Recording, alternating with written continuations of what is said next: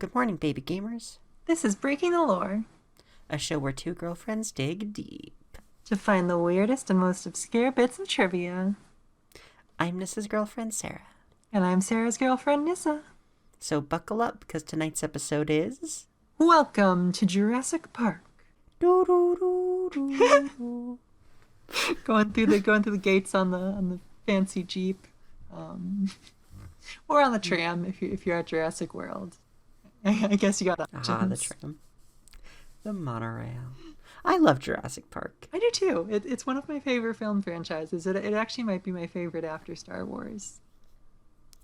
I think the first Jurassic Park is actually probably my favorite movie, period. Oh, really? And I like all the sequels a lot too. Like, I didn't know Jurassic Park 1 was your favorite movie ever. it's really up there. It's so hard for me to pick favorites, but it's really up there. God, do I even know? I like it a lot. Do I even know my favorite movie ever? I feel like I come up with it, and then I have amnesia, and then I forget. Oh, Little Shop of Horrors. I think that's what I said. Oh, is that it? I think Little Shop of Horrors is my favorite movie ever. All right. For people who are like, oh, there's multiple. Not that anyone really knows of. I don't think when you say Little Shop of Horrors, anyone thinks of the like super old black and white one. But no, I mean the. Oh God, what's that manlet's name? You know that Rick Moranis, the one. Yeah, Rick Moranis.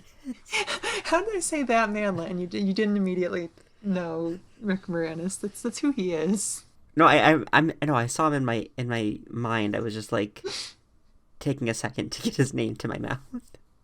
But yeah, Little Shop of Horrors. I wish we could do an episode on that. Maybe a mini episode, but it doesn't really have that much to dig into. That's too bad, really. That is a good movie. It is. But speaking of good movies, the Jurassic Park franchise. Jurassic Park. I struggled to think of what tagline to use for this episode. And it's not like usual, where I struggle because I just don't have anything. There's a lot. I wasn't sure what tagline I wanted to use for this episode. What were your other contenders? Life finds a way. It sure does. That was one of them. We spared no expense. That wouldn't have really worked in that context, but they sure say it a lot. Spared no expense. We spared no expense. What are some other ones they say a bunch of times? I had a couple rumbling around, and now I'm forgetting all of them as soon as I'm put on the spot. But Oh, and here I am thinking you were a clever girl. I'm not a clever girl. I'll tell you that much. That me versus that raptor, like I'm donezo. It's over for me. You wouldn't survive if there were velociraptors on the loose? No, I don't think so. Aww. I'm not more clever than the big one. She's very clever and vicious. Maybe if it was like, blue and although they're really only nice to Owen. They're generally not that nice to humans that aren't Owen or humans that they have seen being friends with Owen. So that would be a little difficult, I think. Right, yeah. But we got 3 questions this time. You've actually kind of already answered one of them, so I'll do that one first. This seems like a formality at this point. What is your favorite Jurassic Park movie? Well, it's the first one. Really? Yeah. Yeah, see, here I was thinking that even though it's your favorite movie ever, you would have a different favorite Jurassic Park movie. Well, okay. Here's a hot take that I know nobody's gonna agree with, but like, I think Fallen Kingdom might be one of the best of the sequels. If we're just ignoring the first one, which is the best one, I kind of want to say Fallen Kingdom. Well, yeah, I mean, I really like Fallen Kingdom, so I actually do agree with that.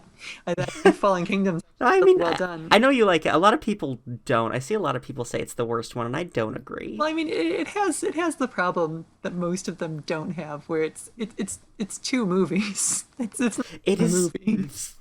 It is so bizarrely paced. Like, no, yeah, like I remember I saw the trailers, and then the first time I saw it, when we got to like when Mount Sibo explodes, and I checked the timestamp, I was like, "Is this right?" I was like, "Is this the movie I thought I was watching? I thought this whole movie was there's more movie. The dinos, but no, there's a whole other second half about a dino auction." No, yeah, like, you think the movie's about to end, and no, boom, second movie. Like, it really feels like they wanted to get to the third movie in that trilogy, and they were like, we've got 2 more 100%. movies we need to make in the meantime. Let's just make both of them at once. And I'm kind of fine with that, because it's a fun movie. I know it's weird, is. but it's weird that the Indoraptor just like comes out of nowhere in the second half, and Like, I struggle to find, to call it, like, an actually, like, good, like, technically well-made film, but it is just a blast. I mean, I think it's technically good in most departments that aren't writing. Like the visual effects Well, yeah, are no, good. it has massive script issues that really hold it back, but I find it, like, so much fun. Not even in spite of them, but because of those issues. No, yeah, like I think the cast has a lot of fun with it. I think I mean, one of my favorite Jurassic Park moments, and it's such a stupid, like, immature moment to really like, but like when they're on the roof after they run away from the baryonyx, Claire and what's his name, the nerd, um the nerd kid, Yeah. Franklin, The one from Detective Pikachu, is yeah. his name Franklin? Yeah. Wait, that's Detective Pikachu kid? Yes, you didn't know that? It makes perfect sense now that I do know it. They look extremely similar. Because they're the same person. They have a very similar sort of awkwardness to it. Okay, yeah, no, I definitely see it now that you mention it. I definitely. You ever notice that the nerd from Jurassic World Fallen Kingdom and the guy from Detective Pikachu look a lot alike? I wonder why that is. That's the first lore. That's the first lore we broke this episode. Same person. I don't know why he didn't just catch the baryonyx in a Pokeball. Then he really It's a good really point. would have solved that issue pretty quickly. But yeah, no, like I was saying, that like sound editing moment where like Claire says "Holy sh," and then like the mountain explodes. Like, I don't know, really liking like cut off swear words is such a dumb, immature thing to really like, but I really like it when it's done well. That's a good moment. It's helped that I just really like Bryce Dallas Howard, and she just I like her too. She's gives pretty. it her all She's in cool. these movies, so I appreciate that.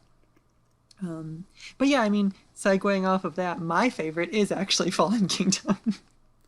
And that's completely valid. It's so much fun to watch. It's just like it's kind of like how my favorite Star Wars is Revenge of the Sith. Like, I'm not always going for like the most technically perfect one. I'm going for the one that like I want to go back to the most, and the one that like has the most fun, bonkers, good visual effects, crazy shit going on. I completely agree. And it's also like I feel like I fixate on like particularly moving moments, and that is why, I mean, like one of my favorite moments in Jurassic World is when they find the like field of dead. I think it's Apatosaurs. I always mess up long necks, Yeah. but then like yeah, like in Fallen Kingdom, like the I think it's also an Apatosaur. Is it Brachiosaur maybe on the dock, and it's like dying, and that's like Oh yeah, I, the I, stands on the hind I like legs. that Oh. moment a lot, and like just things like that, like little sad moments. Really, like Anakin killing all the Jedi and shit.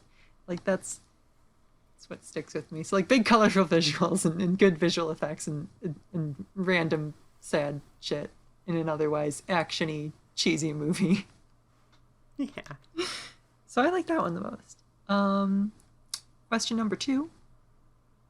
What is your favorite Jurassic Park character? I'm gonna say humans. What's your favorite? Let's like don't say like Blue or Rexy. Like what's your favorite Okay. human character? My favorite human character. Gotta go with the classic Jeff Goldblum, baby. So favorite, you didn't even say his name. You were just like, oh, Ian Malcolm, yes. Jeff Goldblum playing himself. He is just playing himself. That's just, if Jeff Goldblum went to an island of dinosaurs, that's exactly what he would do. Well, I mean, that character is like one of the first things that sticks out in my mind is like the little verbal tick, like the sort of like stuttery thing that Jeff Goldblum has, and that's 100% Goldblum right there. So Yeah, that is pure Goldblum, baby. Pure Jeff right there. that shirtless scene, like they didn't CGI that. It was the 80s or whatever. Like that's pure shirtless Goldblum. That's He's it's all Jeff, baby. very sexy in that movie. I'm not gonna pretend. And I mean, I think one of the funniest scenes in the entire franchise is like it's right at the start of the Lost World when that woman screams, and then it immediately cuts to Jeff Goldblum, and he's just standing there smiling. Oh, I love that scene. That's actually not. That's not in the original cut. Well, it is. It's in the originally released cut, but it was. There's actually supposed to be a deleted scene that ruins that. Oh. There was a scene that was taken out. Like it's a fully done scene. Like everything about it is finished. I think it's maybe even included in some TV edits. It's not canon though, because it mentions something that kind of fucks up the future of the franchise. But the scene with Peter Ludlow in the boardroom, where he's like, "Yeah, we took a massive bath on Jurassic Park, so we should vote Hammond off the board of InGen." And like it just sets up Ludlow's hostile takeover and stuff, and like it gives some interesting insight. But the reason why it can't be canon is because it's like, oh, we went to Isla Nublar and we killed everything and burned everything, and there's nothing left because we killed everything except for Rexy. Like he doesn't say except for Rexy, but Rexy's alive many years later, so they couldn't have done that. They couldn't kill the T-Rex. They just who could? You can't kill that thing. But also the Apatosaur. The Apatosaur is still alive in Jurassic World, so they just didn't do that. Like that just isn't the truth. So that scene's not canon. But yeah, it would have actually messed up that scene transition, which I think is also a shame, because I think that is a really good transition. It is one of the funniest sequences, one of the funniest scene transitions in any movie ever, period. It's actually rather horrific, because it's a transition away from a little girl being horribly mauled by dinosaurs. Oh, she was fine. She lived. But her family was still suing, and she was still mentioned to be mauled. Yeah, she was not having a good time, but she ended up all right in the end. I tell you, InGen's taking a bath on that one too. Like those were some rich people. Yeah, they got like real lawyers. They had a yacht and like servants on a deserted island. Yeah, they had servants on their desert. Yeah, that's a good point. They have lawyers. They have a team of lawyers. A team of lawyers. That was actually another thing that scene mentioned. It mentioned lawsuits. The bath they were taking. This is sort of getting into breaking lore, so it doesn't mind that this question taking. This is lore. Yeah. It doesn't matter that question taking is taking a really long time, because like we're breaking some lore as we go. In that scene, it was actually mentioned that they had to pay out lawsuits, like in a very realistic twist, I guess, to Muldoon's family, Arnold's family. I don't think they mentioned Nedry's family. He kind of died by his own stupidity. Like that wasn't really. It was his own fault. Wasn't really the park's responsibility on that one. But the little girl, Arnold, not Nedry, Muldoon. Did anyone else die? No one else died, right? The lawyer. The lawyer, Girano. I think Gennaro, yeah. Gennaro. I think they mentioned Gennaro. And they also mentioned the man whose arm by the big one in the opening. Yeah, I was just about to say, yeah, the guy in the very beginning, the shoot her scene, yeah. Yes. I don't know that guy's name. Actually, in the shoot her scene, do you think they did? Because the big one's that was the big one, right? I think it's implied to be the big one, but I don't think it's like explicitly stated. And also, I think they had like tranquilizers that they could have shot her with, so that might have been what they were. But there was like there was like a shotgun shot at the end of that scene, wasn't there? Like I kind of remember like a gunshot. I'm not sure if that scene is meant to be the big one or if it's meant to just be another raptor that they actually did shoot. But I always think about that when I'm watching that scene. I'm like, did they kill the raptor? Did they? Because the way he's saying shoot her doesn't scream tranquilizers to me. It screams blow this velociraptor's head off. It's killing someone. There's no information on whether or not it was like, if they actually shot her with a gun or not. So we just don't know. We just have no... Like I found like I'm looking at 3 different articles here, and none of them mention whether they actually shot her or not. I mean, Muldoon doesn't strike me as the kind of guy to back down from that, so... I guess I had canon that it's not the big one. I had canon that it's just a raptor, and he shoots it, and it dies. Because I think that makes the most sense with like Muldoon's character and what's happening in the scene. Yes, no, maybe. Well, no, because I think... Because, like, the big one killed a bunch of raptors, except for 2 of them. The big one did kill a bunch of raptors. Because there were, much like, more. they had 8 raptors, and the big one killed 5 of them. She was brutal. Yeah. What? So, like, yeah, the only 2 left were Kim and Randy. Oh, they had names.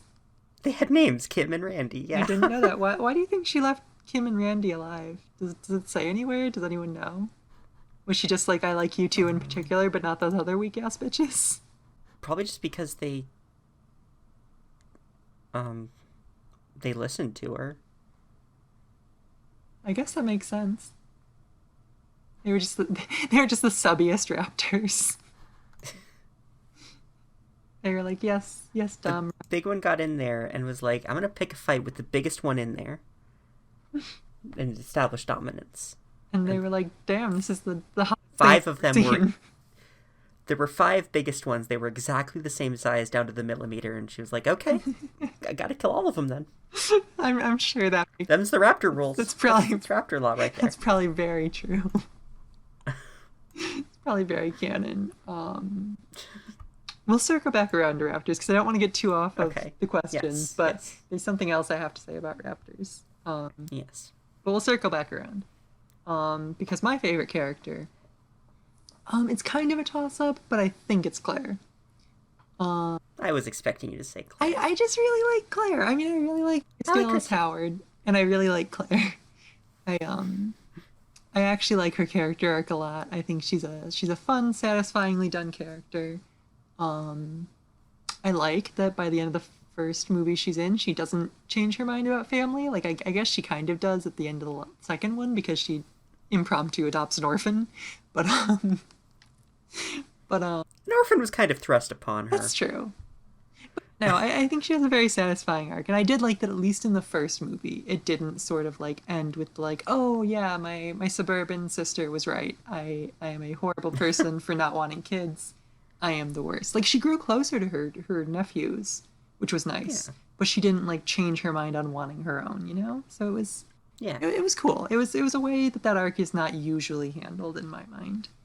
And I like her whole thing. I like her hair color. I like her fashion style. I like her. She's just a fun character. I like her a lot. Runner up was Ellie, because I really like Ellie Sattler as well. I like her a lot too. I didn't realize how much I liked her until I rewatched Jurassic Park relatively recently, and just she's great. I really like her. She really is. I like that part in the bunker where she like is like, Hammond, you're sexist, and also you're old. I'm gonna go do the action hero thing because you have a cane. You're gonna hobble over there and get killed. And it's fun. I like her a lot. I wish she came back in more of the movies. Because she's the only one that like didn't really come back in a big way. She came back married to the like Homeland Security guy or whatever the fuck government job he had that like sent the army to Isla Sorna. And that's really it. She had like 2 little cameos. Yeah, no, we see her briefly in Jurassic Park 3, and then we're finally gonna get to see her again in the next one. And she doesn't have her husband's name anymore. That's true. So I guess things soured between her and Mr. Homeland Defense.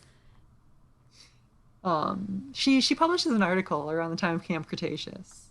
They name drop her. Oh yeah, in that show. I remember that. Yeah, I was really excited about that because I like her a lot. She was using her own last name in that too, so divorce probably already happened at that point.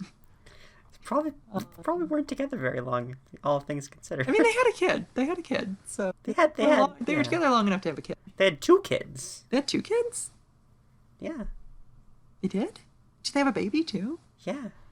Yeah, they had a baby. On the Jurassic Park wiki, it's unnamed baby is the article. Well, thank fuck that the Jurassic Park wiki can remember things about one of my favorites.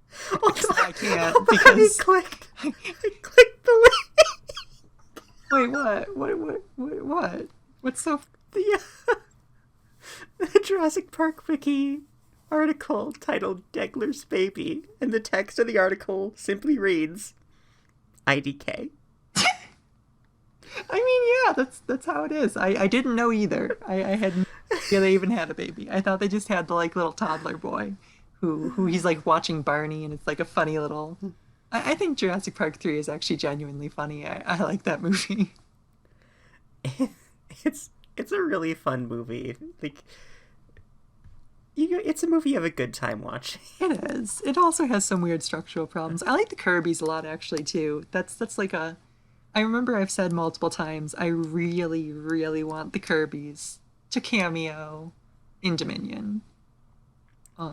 Just, it would be so satisfying for there to be some dinosaurs in Enid, Oklahoma. That's what I'm saying. Like, I want some pterosaurs to go to Enid, Oklahoma, and then there's, God, again, I like this character, but I struggle with details. What is her name? It's Miss Amanda Kirby. Amanda, yes. And then like there's Amanda Kirby with a shotgun, and she's just taking them out. She was like, I warned you like 10 however many years ago, like 15 years ago at this point, maybe 10 years, 20. I don't know how many years this would have been, but it's been 20 now, so by the time the movie comes out it'll be more than 20. Well, yeah, true. If it's set in the present day, it'll have been, I warned you guys 22 years ago not to come here. And you did. She just takes them out. I don't know what it is with me in recent episodes and someone threatening, like, I was going to call dinosaurs magical beings, the same as Jack Skellington and Santa with a shotgun, but that is a running thing now. Hey, dinosaurs could have been magic. We don't know that much about them. It's true. The fossil record does not include if they had magic or not. Paleontology is far from an exact science. But yeah, I like Ellie Sattler and I like Claire. Those are my two favorites. I'm excited for Ellie to come back, and I'm excited for Claire to come back, and yeah. So moving forward, what is your favorite dinosaur in general, and what is your favorite dinosaur in the film series? Okay, my favorite dinosaur in general is Archaeopteryx. Good choice. But there hasn't been an Archaeopteryx in the movies. That's unfortunate. I think there probably was in, like, a video game or something. There definitely was in, like, the mobile game or something like that. Jurassic Park 3 Park Builder, Jurassic Park the game, and Jurassic Park Arcade all had Archaeopteryx in it, but those aren't real. They were in Jurassic Park the game? Apparently only in the loading screen. Oh, okay, well that hardly counts. No, doesn't it? Yeah, okay, it's not real, but... Okay, well, because I was going to say, they're not even in, like, Evolution. Like the Builder game, which has, like, everything. That game has so many species that aren't, like, in the proper movies and things. So I know, and that's dumb, because Archaeopteryx is, like, so iconic. I was surprised and disappointed that Archaeopteryx wasn't. But now that we're getting into, like, more, like, realistic feathery dinosaurs, maybe it's Archaeopteryx's time? Like, maybe they didn't want to, like, mix too many feathery ones in the movies because they were like, that might confuse people. We're not really doing the whole feathery dino thing. But now we are. It could happen, actually, yeah. Why not? I mean, we're getting that weird little, like, snot-nosed furry thing. Right, I forget what it's called. I forget too. Yeah. The little quadruped thing, they like posted a picture of it wearing a mask. It has like... Lystrosaurus. Yeah, Lystrosaurus. But okay, so Archaeopteryx, what about the film series? The film series, I think I'd probably say Ankylosaurus. I like those a lot. They're cute. I really like them. I like their like armored shells and their little tails and stuff. Yeah. So you probably really like Bumpy. I do like Bumpy. I think Bumpy is adorable. Daily reminder, where the fuck is the Bumpy plush? Please. When are you guys marketing a Bumpy plush? I literally can't believe that it hasn't happened. I made a tweet right after the show came out that was like, can we have a Bumpy It did plush? the numbers too. It did the numbers, and I think some showrunners actually liked it. So like, where the fuck is it? I mean, I've noticed that despite the massive merchandisation of the Jurassic franchise, there really aren't that many plush toys made. Which seems like a huge, seems like a waste, because dinos are, It's a real oversight. they're made like, to be plushies. Right? Like, there's, like, dinosaurs make great plushies. They really do. Like, it's arguably more primed for plushies than, like, a lot of franchises, because humans don't really make good plushies unless you do them in, like, an anime style. And most American franchises don't like jump to anime style plushies. Right. But I mean, I have a plushie of the Indoraptor and the Indominus Rex, but neither of them look very good. Yeah, I was gonna say I like our Indoraptor plush, kind of. I like having it. I think it's cute, but it doesn't really look like the Indoraptor. Well, yeah, because I remember when I was telling you that I need to be trained to like mosasaurs. Oh, the audience doesn't know. I'm terrified of mosasaurs. It is the only dinosaur in this entire series that freaks me the hell out. I'm just absolutely god-awful frightened of them. Like, the scene where it eats the sub, can't do it. The scene where it jumps out and eats the guy on the ladder, nope.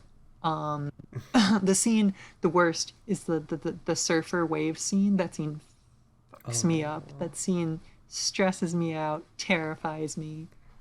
It's really just I'm afraid of giant sea monsters. Because, like, I don't know, like, you can't go anywhere in the ocean, you know?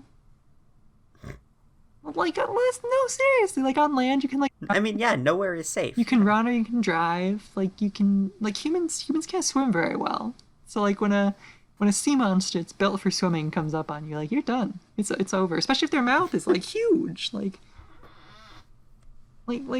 you know those memes that are like, if this happens, what are you gonna do? And, like, people are like, I would handle it. Like, if you're swimming in the ocean and a giant mosasaur mouth comes at you, like, what are you gonna do?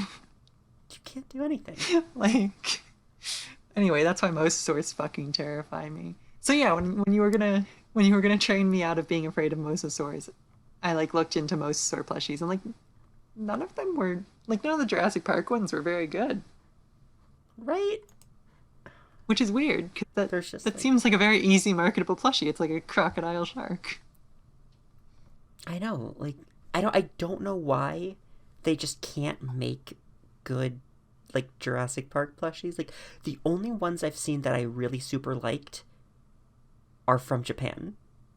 Well, of course, because Japan knows merchandising like nobody's business. Like, I really like the Chikori-sans, and Universal Studios in Japan, they sell really cute plushies at the Jurassic Park. Listen, ride. Like, I'm just saying, all you need to do is you need to look at Funko Pops, and then, like, whatever, like, reasonably similarly priced, I guess like the prize figures, anime figures, and there you go. That tells you what you need to know about Japanese merchandising versus American merchandising. I mean, they're not really similar in price, but they are similar in concept. I would compare Funko Pops to Nendoroids. No, that's why What? Nendoroids are even more off than prize figures. No, I'm talking about, like, prize figures, like the Catherine and the Rem that I have. I know. No, I'm saying I'd compare them because of the stylization. Oh, okay, that's fair. Like, I know the price is not comparable at all, but in terms of, like, stylization, like, if Japan makes a stylized figure, you get a cute little Nendoroid. If America does, you get a horrifying square, soulless-eyed Funko Pop. I guess I was also coming at it from the, like, angle of, like, widespread. Like, Nendoroids do get a lot of characters, but, like, scale figures in general get, like, every character. And, like, Funko Pops get, like, every character, and the results are strikingly different. But yeah, in terms of, like, similar stylization of, like, big head, big eyes, little body, weirdly detailed despite the weird proportions and stylization, Nendoroids, it's not even a competition. It's kind of embarrassing, right, actually. But yeah. Now that I've brought Funko Pop hate into this, and also talked about how I feel about Japanese merchandising, my favorite dinosaurs. I love the Archaeopteryx. They're so cool. Feels boring to say the exact same one as you. But that's just how I feel, because Archaeopteryxes are very cool. They're funny little birds, and they have long tails. Yeah, I love them so much. I love them a lot. And then my favorite dinosaur from the movie. See, you would think it would be either the Spino or Stiggy, because those are my like second and third favorite dinosaurs in real life. But it's not? It's the Indoraptor. Oh. I actually really love the Indoraptor. I love its like long fingers. It's like nasty, like gothic horror movie fingers.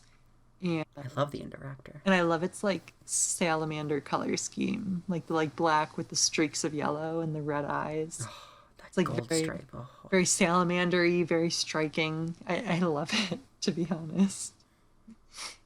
I like the Indoraptor a lot. The Indoraptor was just, they really went off with that design. I really liked it.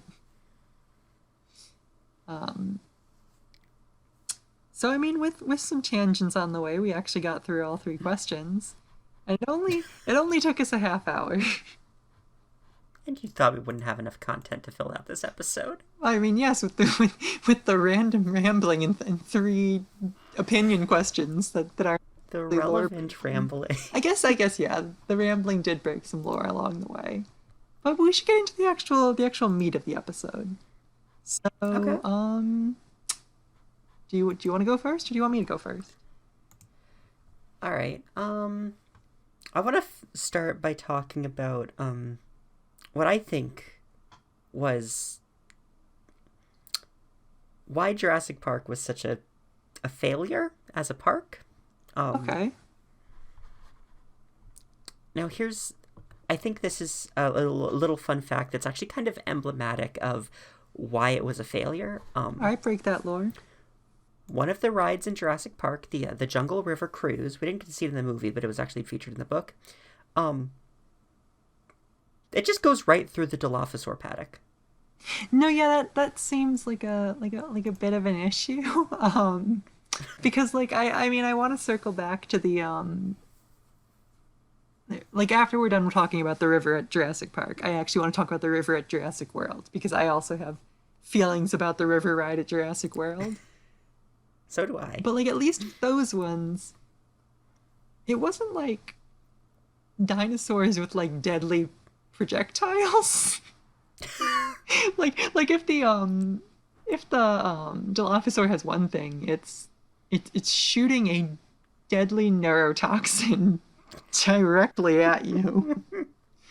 Which, like, I assume they didn't have like glass barriers, because that would probably ruin the immersion and it wouldn't be as fun. And invisible electric fences aren't gonna protect you from neurotoxin little shots.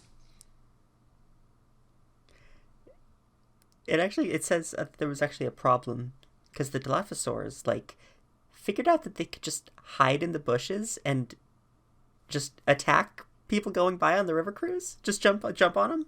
So they didn't even have the there was electric fences. Nothing to they were prevent just them like from attacking the people on the ride. So they didn't even have to shoot their poison. They just didn't have any limits. They could just jump on the boats, and there was just nothing stopping that from happening. That's embarrassing, Hammond. I'm gonna be honest. That's not.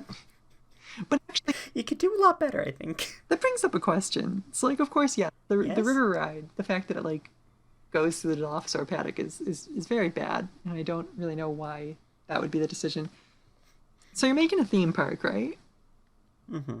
Why did they genetically engineer the Dilophosaurs with working venom glands? They spared no expense. I know they spared no expense. They're going to spare no expense on those lawsuits when someone gets shot with it. I don't get that. Because like they're actively genetically engineering, because they're not just like bringing them back straight. Like they're bringing them back with like frog and lizard shit. That's why they can switch gender and have babies and fucking stuff. So why wouldn't they just turn off the venom glands? Because then it wouldn't be authentic. No one has to know. I think Um, I think it's a lot of like, they didn't really know what these dinosaurs would be capable of when they cloned them. They really weren't. They really probably shouldn't have been doing this at all. But like, I think that's all. they made the dinosaurs, and then they found out they could spit venom. Well, yeah, And but by the time they found that out, the dinosaurs were already here. well, yeah, but like Dr. Henry Wu, like he's kind of an unscrupulous guy, and Hammond, like he just wants the best for people. So like, I mean, I don't know if Hammond would have signed off on like turn off the venom glands. Like maybe he would have been like, no, I want nature to be in the truthful form. I don't remember if Hammond actually had an accent like that, but I guess that's how I'm voicing him for this episode. But like, yeah, maybe Hammond would have wanted that, and then like, but like Wu would still have been like, no, not a good idea, and would Okay, probably but consider turn them off. the entertainment value. Consider the entertainment value. Think about how cool it is to see a dinosaur spit a wad of venom. Directly at your face. Well, obviously they would take precautions. I mean, They obviously didn't take though. precautions, but That's the thing. they didn't take precautions. But how cool it would be if they did take the proper precautions and made it safe for the visitors. How cool it would be if a dinosaur could spit a wad of venom, I mean, it would be cool. right? But that does bring me to a question, which is Yes. like, how is Jurassic Park supposed to really work? Because like, I feel like it gets glazed over because the entire park goes to hell and like people die and shit, and that's why it gets shut down. But like before everything goes to a crisis, like a whole like part of thing is like, because remember Jeff Goldblum's like, tap tap tap, are there gonna be any dinosaurs on this dinosaur tour? He's like, Yeah. oh, I really hate this, man. Like, they seemed like they didn't really have a good plan for like actually having dinosaurs visible to the guests. Like it seemed like they weren't really organized in a way that like the T-Rex paddock, for example.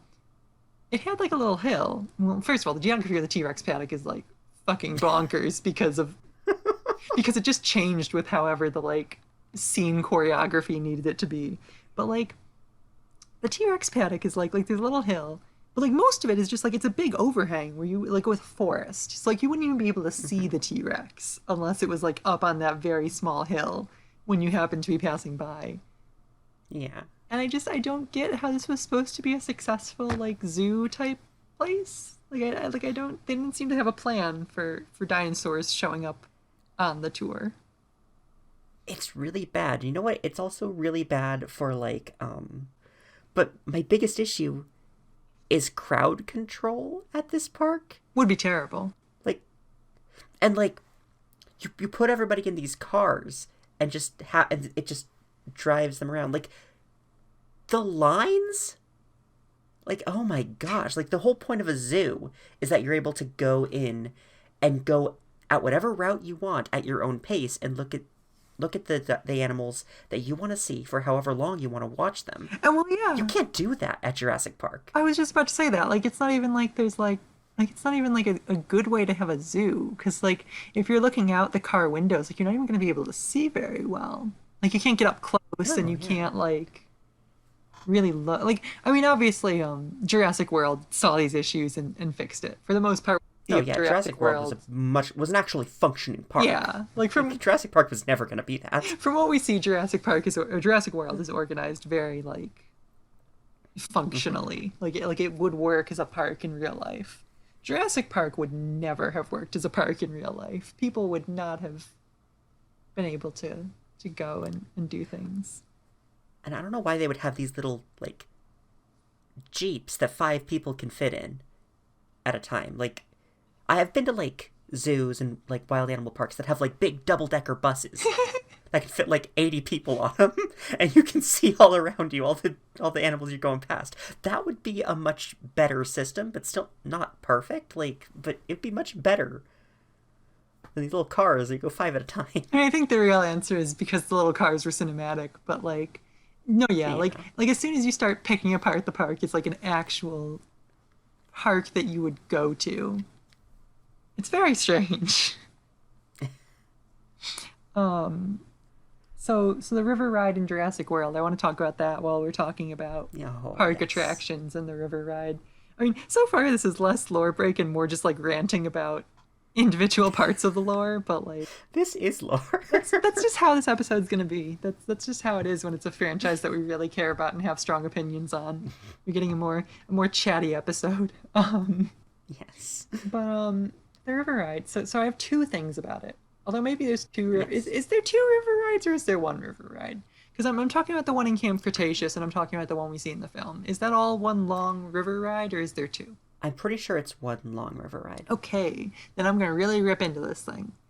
Okay. So first of all, the entire thing just seems dangerous. It's so dangerous. Like I know that there's like they didn't do the thing with the Dilophosaurus. They put in electric fences. I remember reading that. But they have like water carnivores. Like they have like Suchomimus and Yeah, and Baryonyx and Metriacanthosaurus. yeah. Yeah. They had like yeah, exactly. They had Baryonyx, Suchomimus, like all those like crocodile-y water hunters. Not Those can eat Stegosaurus, though. people. But yeah, no, they just had those just wandering the banks. Which actually back to Jurassic Park, they had Suchomimuses swimming in the river in their river ride. That's horrible. Which again, I don't really see how that would lead to people not dying. Like I think people would just die very quickly on the Jurassic Park river ride between getting shot in the face with neurotoxin and being eaten by a Suchomimus. But yeah, it's like this electric fencing, but I'm like, that can only do so much. Like, what if you have a blackout? Like, what would you do? Like, what if, like a like a Jurassic Park situation where Nedry caused a blackout, but like, what if it's people are already out on the river and there's a blackout? It's Suchomimus City in there then. Hell yeah. And then on top of that, like, what if a person like electric fences only work like I assume the dinosaurs would have like neurochips or something like that, like, you know, shock collar them. Mm-hmm. What if a person just like, you know, just goes in there?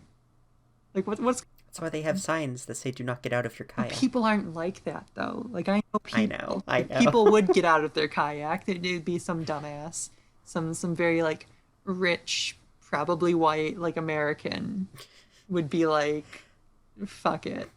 I don't have to follow the rules. I've got money. I'm in my candy-colored polo shirt and my shorts and my daddy's lawyer, and I'm gonna go sit with the dinosaurs. And then you got a Suchomimus lunch on your hands. You'd have a couple of like dumb college students being like, "Dude, I dare you to go jump on the Stegosaurus." Yeah, I was going for like spoiled rich boys, but like no, yeah, like the frat boys, like the well, usually those two actually pretty overlap, but like you know, like yeah, like the backwards hat, like tank top jersey, nothing under it, like yeah, those ones who like sneak alcohol in Jurassic World. They're like, dude, go sit in Suchomimus' mouth. What? That's dangerous. I'm gonna get killed. Yeah, fuck it, let's do it. And then they do, and then they die. Horribly. Yeah. Very grisly. I am amazed that Jurassic World went 10 years without any major... Well, that's the thing. We're insulting it, but it went 10. There's some lore, finally. Jurassic World was actually open for 10 years. Nothing went wrong, or at least nothing publicized. Incident. Well, actually, that's true. Maybe there were covered up incidents. I think there were actually. I think the evolution of Claire, there was like behind the scenes incidents, not like to the level of like a guest got hurt and they covered it up, but like I think like some staff got hurt and things like that. I haven't gotten very far into that book, but I haven't read the book yet because you have it. But like, I read on like the wiki article or something. Didn't like an intern get attacked by a raptor or something? I think it's something like that. I mean, there's a picture of a raptor attack on the cover of the book, so that really just tells you all you need to know if you think about it. And I've also seen like YouTube videos around like the raptor attack that haunted Claire for her entire career, and I'm like, okay, yeah, she probably was witness to a horrible raptor attack during her internship. But okay, yeah, the river ride. Before we get on, because I was going to talk about actually how the Jurassic World came to be and like Claire and all that, because that's some lore we can break. But But before we do that, I have to continue roasting the river ride because there's more. Please do. So the part in Camp Cretaceous, again, this is just going back to like how is this like a good functional theme park? So the river ride in Camp Cretaceous that we see, like it's a later part of the ride, I assume. It has those really cool bioluminescent Parasaurolophus. Is that the right Oh, I love the right those. species? Yeah, Parasaurolophus, yeah. And that's a really cool part, and I really liked that. I mean, I know you complained before that they can just like walk up to the boats. No, yeah, that's terrible. Like, I know they're herbivores. They're not going to eat a person, but they can still attack you. They have a giant like horn thing, like their head looks like it's made for headbutting, you know? If pushed, a kangaroo will kill a man. What do you think a 2-ton Parasaurolophus is going Well, to do? exactly. Like look at a Parasaurolophus. That's just a fucked up giant kangaroo. It's like a kangaroo if it was a duck. Like like a giant kangaroo duck monster. That's a Parasaurolophus. And yeah, exactly. If a kangaroo can kill a man, a Parasaurolophus sure can too. So that's dangerous. That's dangerous right there. That's not even what I was going to complain about, but that's dangerous. What I'm here to complain about, and I know you already know what I'm going to complain about. I think I do. The branching path directly from the like part where the park goers go to the Mosasaur Lake. You see, that doesn't bother me. I know it doesn't because you think it's for ventilation, but I ask you, could it have been engineered better? Yeah, like they absolutely could have had more like precautions. Like they really should have spared no expense. But like I don't see a problem with all of the waterways of the park being connected through underground Well, I tunnels. don't have a 'Cause problem. That's what they do at Disneyland. I don't have a problem with that either. I have a problem with like the canal that the guests are going through. It has a one-way ticket to Mosasaur death. It's covered by a grate. A singular grate that broke. Okay, the grate isn't supposed to break. Okay, but how good of a grate can it be? Like, did we see what broke it? Like, I don't think we I did. It was imagine, just like, already broken. Like a Parasaurolophus probably knocked it the wrong way, and it was like, that's it. Like they've got Parasaurolophus just wandering the streets in there. Like, it was something that was bound to happen. And then, like, there's going to be some dumb person who's like, is this a secret pathway, or is it branching paths in the exhibit? And then dead. Mosasaur. Again, 10 years. Astounding. Like, even if they had, like multiple grates, like a bunch of walls of grates, just tons, like, one after another, really, like, bolted into the walls, very intensely made. Just a whole gauntlet of fence. You know what I think it is? What?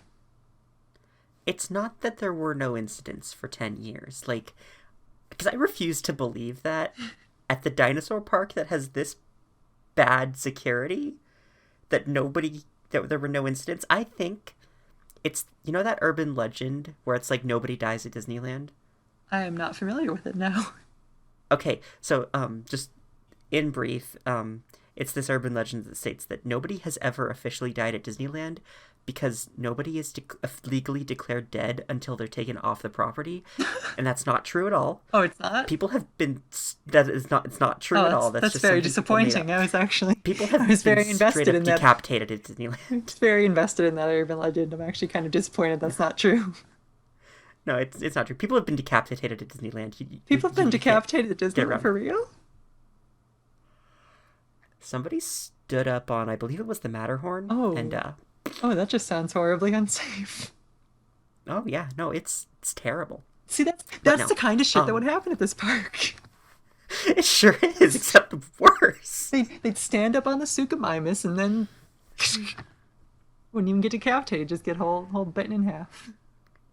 But yeah, no, I think it's just that, like, nobody has ever declared dead at Jurassic World. If anybody is injured, they are immediately airlifted to Costa Rica, where they are declared dead as soon as they land. I was going to say, that's the thing. They own the whole island. Like, you'd have to take them all the way off. Speaking of which, that's a brilliant marketing decision. Like, having monopoly over every single business on the Yeah, entire no. landmass of your park. You cannot stay at a hotel off property, and like you can't even just like go for an afternoon. Like I think the smallest ticket package is like 3 days. No, yeah, like they have full monopoly on the hotel, on any food you eat. Like they can just charge whatever the fuck you want. Yeah. And I'm actually kind of curious about that because I know I haven't actually looked into it, so I don't know why I'm bringing this up. But like I'm actually really curious what Masrani's like financial sort of philosophy was. Well, granted, he seemed like a pretty good guy. When we saw him, he seemed like a pretty just down to earthy. I want people to see dinosaurs and have fun. Um, because I remember like a scene that I thought was really interesting in the first movie. Hammond, um, Hammond is talking at the park, and Gennaro is like, "Oh my God, we're gonna be quadrillionaires. We're gonna make a gajillion dollars. We can monopolize everything, like we're talking about with Jurassic World. We can charge anything for people to come to this park." And Hammond's like, "No, no, I want the poor people to come to the island. I want everyone to be able to see dinosaurs." That's paraphrasing, but I'm sure it was something like that. And it just seemed like Hammond was very dedicated to the idea of making Jurassic Park like affordable, which I think, I mean, I also really like Hammond, so I guess I'm just gonna talk about him for a second here. Hammond's cool. I really like Hammond. I think that ties like I think that was a really interesting decision that tied well into his backstory of like he's a poor orphan, it seems like, which doesn't make sense. I don't know how he made all his money, but because like his backstory, well, I guess running in Gen, but his backstory is that he made a flea circus. He was like a little like flea circus dude, and I don't know if he's actually a poor orphan. I shouldn't have said that so confidently. Um, I'm honestly not sure. but I'm gonna look it up now actually, because now I'm curious if I just lied to everyone. Because I can physically only imagine poor orphans being like little flea circus hustlers, I guess. It says he built his fortune, I guess. I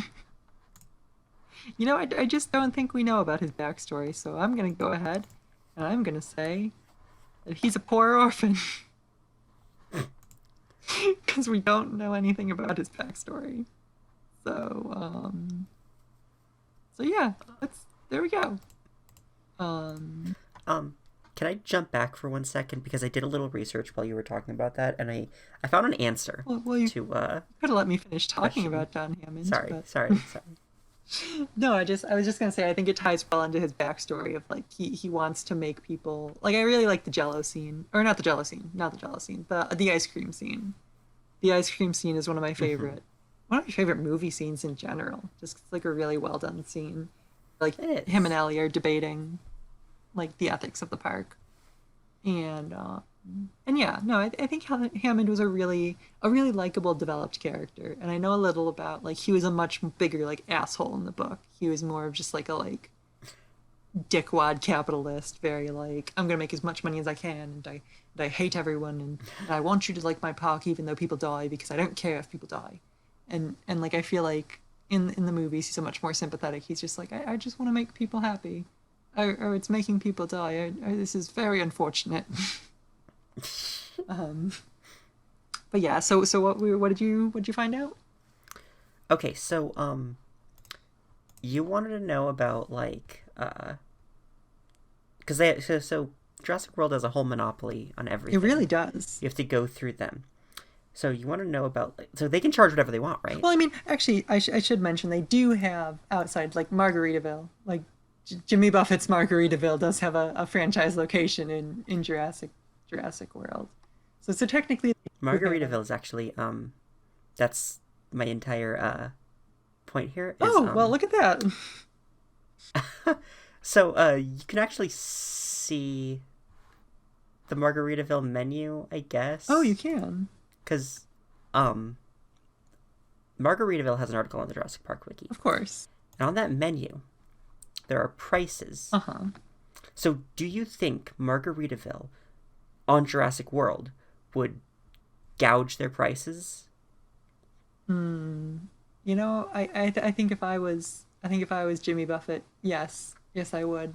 Because you know Okay. they're there, they're thirsty, they're looking at dinosaurs, and you know what? What's better than looking at dinosaurs while sipping a Margaritaville margarita? So I compared the prices from the Margaritaville in Jurassic World to my local Margaritaville in See, Las Vegas, Nevada. this is why you do the real research. The Margaritaville in Las Vegas for the exact same drinks Uh-huh. costs more than the one at Jurassic World. Oh, so they were undercharging actually. That's Yes. Like, you can get a Who's to Blame margarita on Isla Nublar for $8.50. oh, that's not bad actually. On the Las Vegas Strip, it costs $11.25. Oh, that's kind of brutal. Oh wow. So you know what? In that case, I was quite right. Maserati is the type to be like, you know what? Let's make things affordable. So it's, Well, I mean, that's the thing. Like, it's an island destination. Like, things have to be affordable so they can, like, break even. Like, if you're only catering to the 1%, you're not going to make as much money as you could. that's a good if point you were actually. Yeah. affordable to the average Joe. Still, I think it's nice. They got people trapped on that island, and they're not like taking them for all they're worth. Yeah. They're giving them relatively affordable versions of expensive things. That's really cool. Good job finding that. That's some really neat lore to break. I'm glad I offhandedly That is some mentioned. lore. I'm glad I offhandedly mentioned Maserati's financial practices.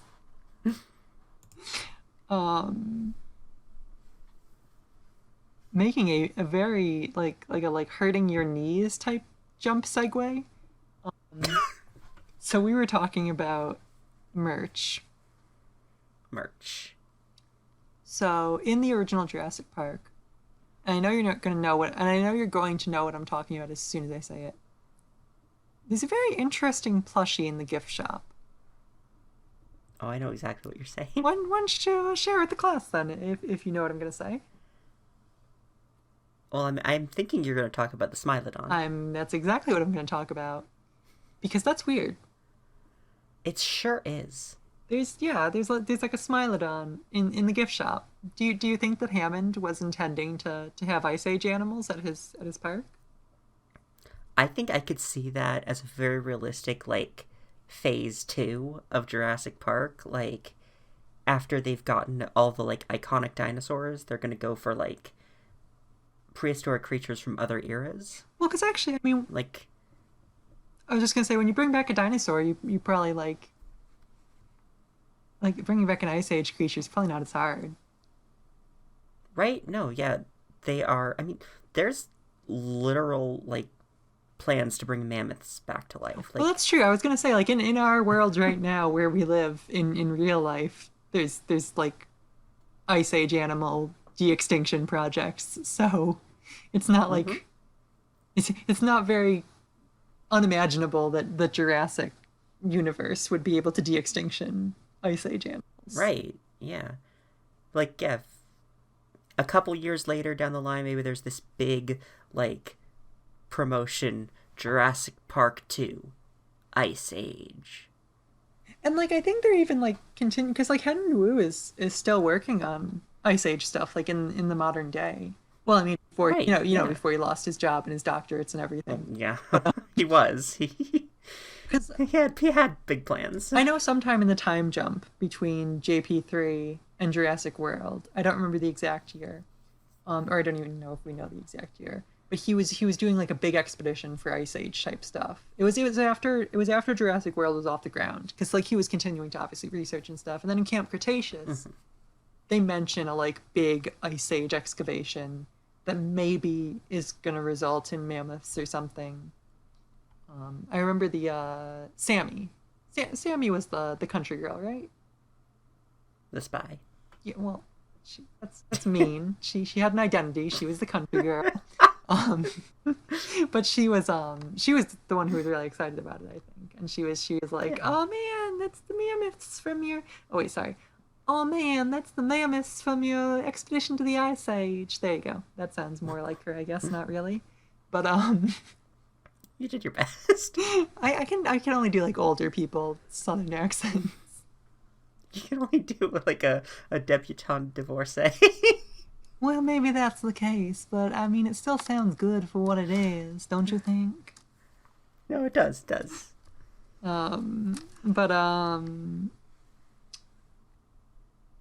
yeah. So yeah, no, I think that if the Jurassic World incident hadn't happened, I think at the very least they would have had Ice Age creatures at Jurassic World.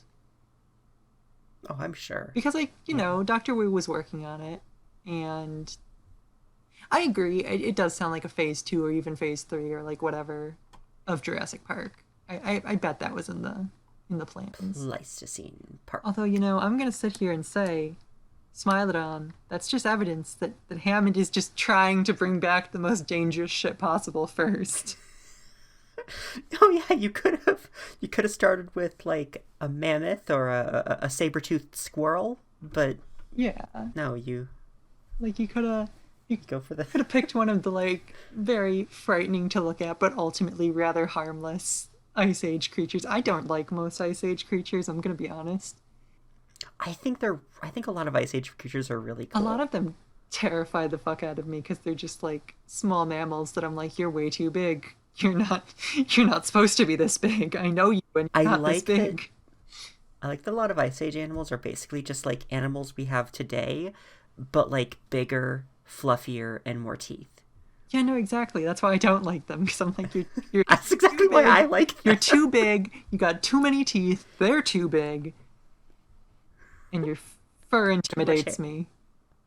So that's why I don't like them. I think mammoths are really cool. I like woolly rhinos. Woolly rhinos. Oh my god, I embarrassed myself, kind of, because I saw a woolly rhino and I was like, is that a mudhorn from the Mandalorian? I mean, the mudhorn is basically just a big woolly rhino. It really is. The design inspiration for that one was just taking a woolly rhino and putting it in the movie, or the show rather. Let's take a woolly rhino. Okay, so like, what if like a woolly rhino, you know, from real life, but like here's the twist. Here's the twist. I'm listening. They lay eggs. No, they don't just lay eggs. And here's the twist on the eggs. Here's the twist on the eggs. They're covered in hair. Well, they're actually covered in like shag carpet. Like I wouldn't even call it hair. I'd call it like shit looks like yarn. Like it's like big like it really does. Shag carpet. Like then you open it and it's like gooey gold like sticky like cum. I guess I don't know. It's not cum, but like, it's a yolk. That's like, you know, that's consistency in what it looks like. If cum was bright yellow, which it's not, but like, you know. I forgot what we were even talking about. Oh yeah, bringing back Ice Age creatures. Yeah, like he just went straight for the most dangerous one. I remember you asked me when we were talking about de-extinction, you were like, oh, I think Smilodons are an option. And I was like, why the fuck would you bring back a Smilodon? Like, I'm not saying you should, but like, it's possible. No, nature gave us a win by not having us around at the same time as the Smilodon. And I really don't want to mess with that one. Yes, we were. Not us. Not you and me personally, but humans were. Was it like full humans or was it like pre-humans? Yes, it was full humans. I don't know the stages of when humans became like humans, okay? I didn't study prehistoric evolutionary development. But remember the humans in Ice Age that were only in the first one? Those were Homo sapiens. Like that was weird. Humans really did just kind of disappear from that franchise. Yeah. They just weren't there anymore. But I mean, that's just because Ice Age movies after that just started to do like fuck all ever they wanted. Ice Age movies they just got weird with it. Like the first one was like a dedicated, like it actually was an Ice Age movie. It was about like Ice Age animals in the Ice Age with like Ice Age humans. And then after that it was like let's do global warming, then let's do dinosaurs, and then let's do pirates. Like, and just whatever happened really. Let's have some alien squirrels. Why the fuck not? Well, I was gonna say they have a like alien cameo in the first movie, so I was gonna be surprised if they had never like brought back aliens. They brought it back though. Because there's that because you know there's that frozen sexy scrats. That frozen they were Sexy Are you a furry? Have you never seen the Scratazons? I have never seen the Scratazons. And this doesn't sound very Jurassic Park related, if I'm being This is not Jurassic honest. Parky, but it's really important to me. I'm going to put the Scratazons in the thumbnail because of this. God, I really wish you wish you wouldn't, because whatever you're sending me, I assume I'm going to accuse you of being a furry like several seconds later. I am not. I don't think they're sexy. You but if sure you called them sexy. Okay, if you can look at them and tell me that they're not like blatant fur bait. They're so weird looking. Like, I know I'm like not a furry. Like, I'm very vehemently not a furry. I know, you're the opposite of a furry. But like, they're so weird looking. Yeah, this is what the Ice Age franchise decided aliens should look like. Like, I guess they have like hips and tits and stuff. So I guess if you're a furry, you're into them, I guess. They're so weird. Okay, whatever. I don't care.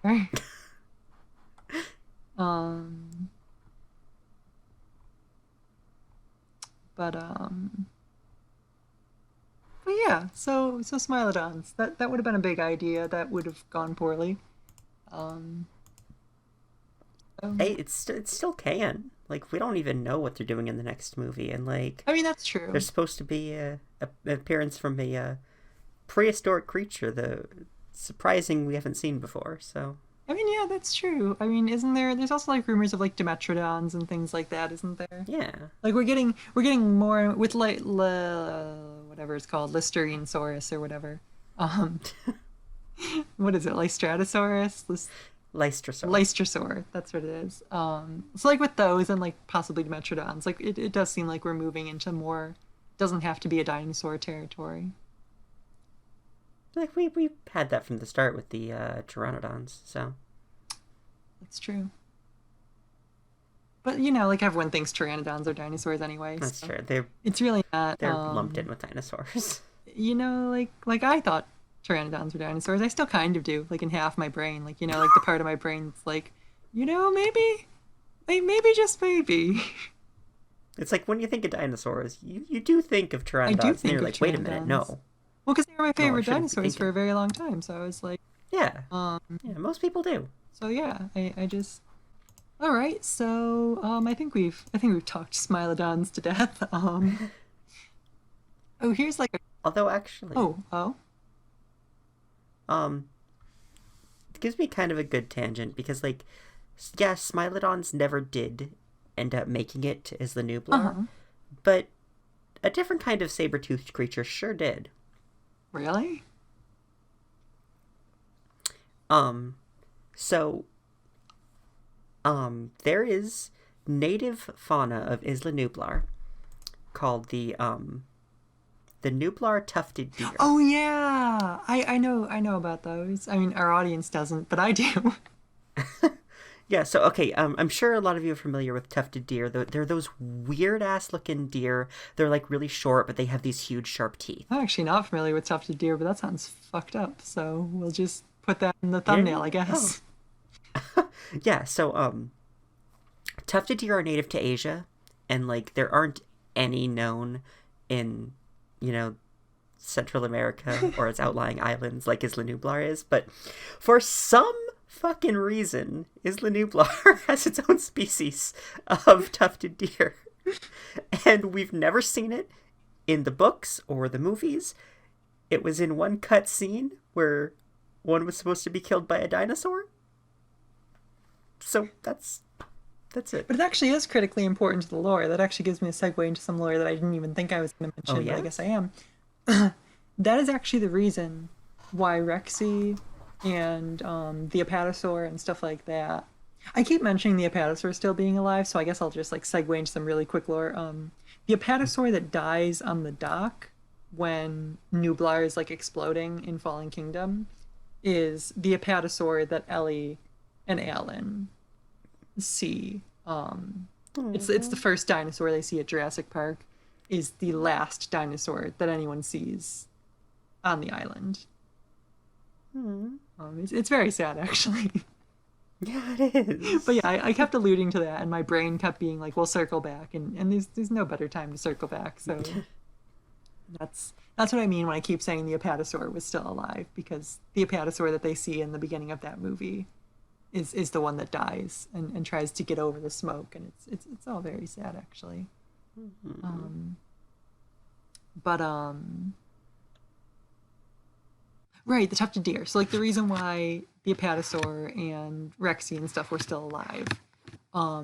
A plot point of why Isla Sorna has not mattered at all in the present movies, and why that wasn't an option for the whole Mount Sibo evacuation. Although I could honestly argue that like it's so close to Nublar that maybe it's just a bad idea with the whole volcanic ash fallout and all that.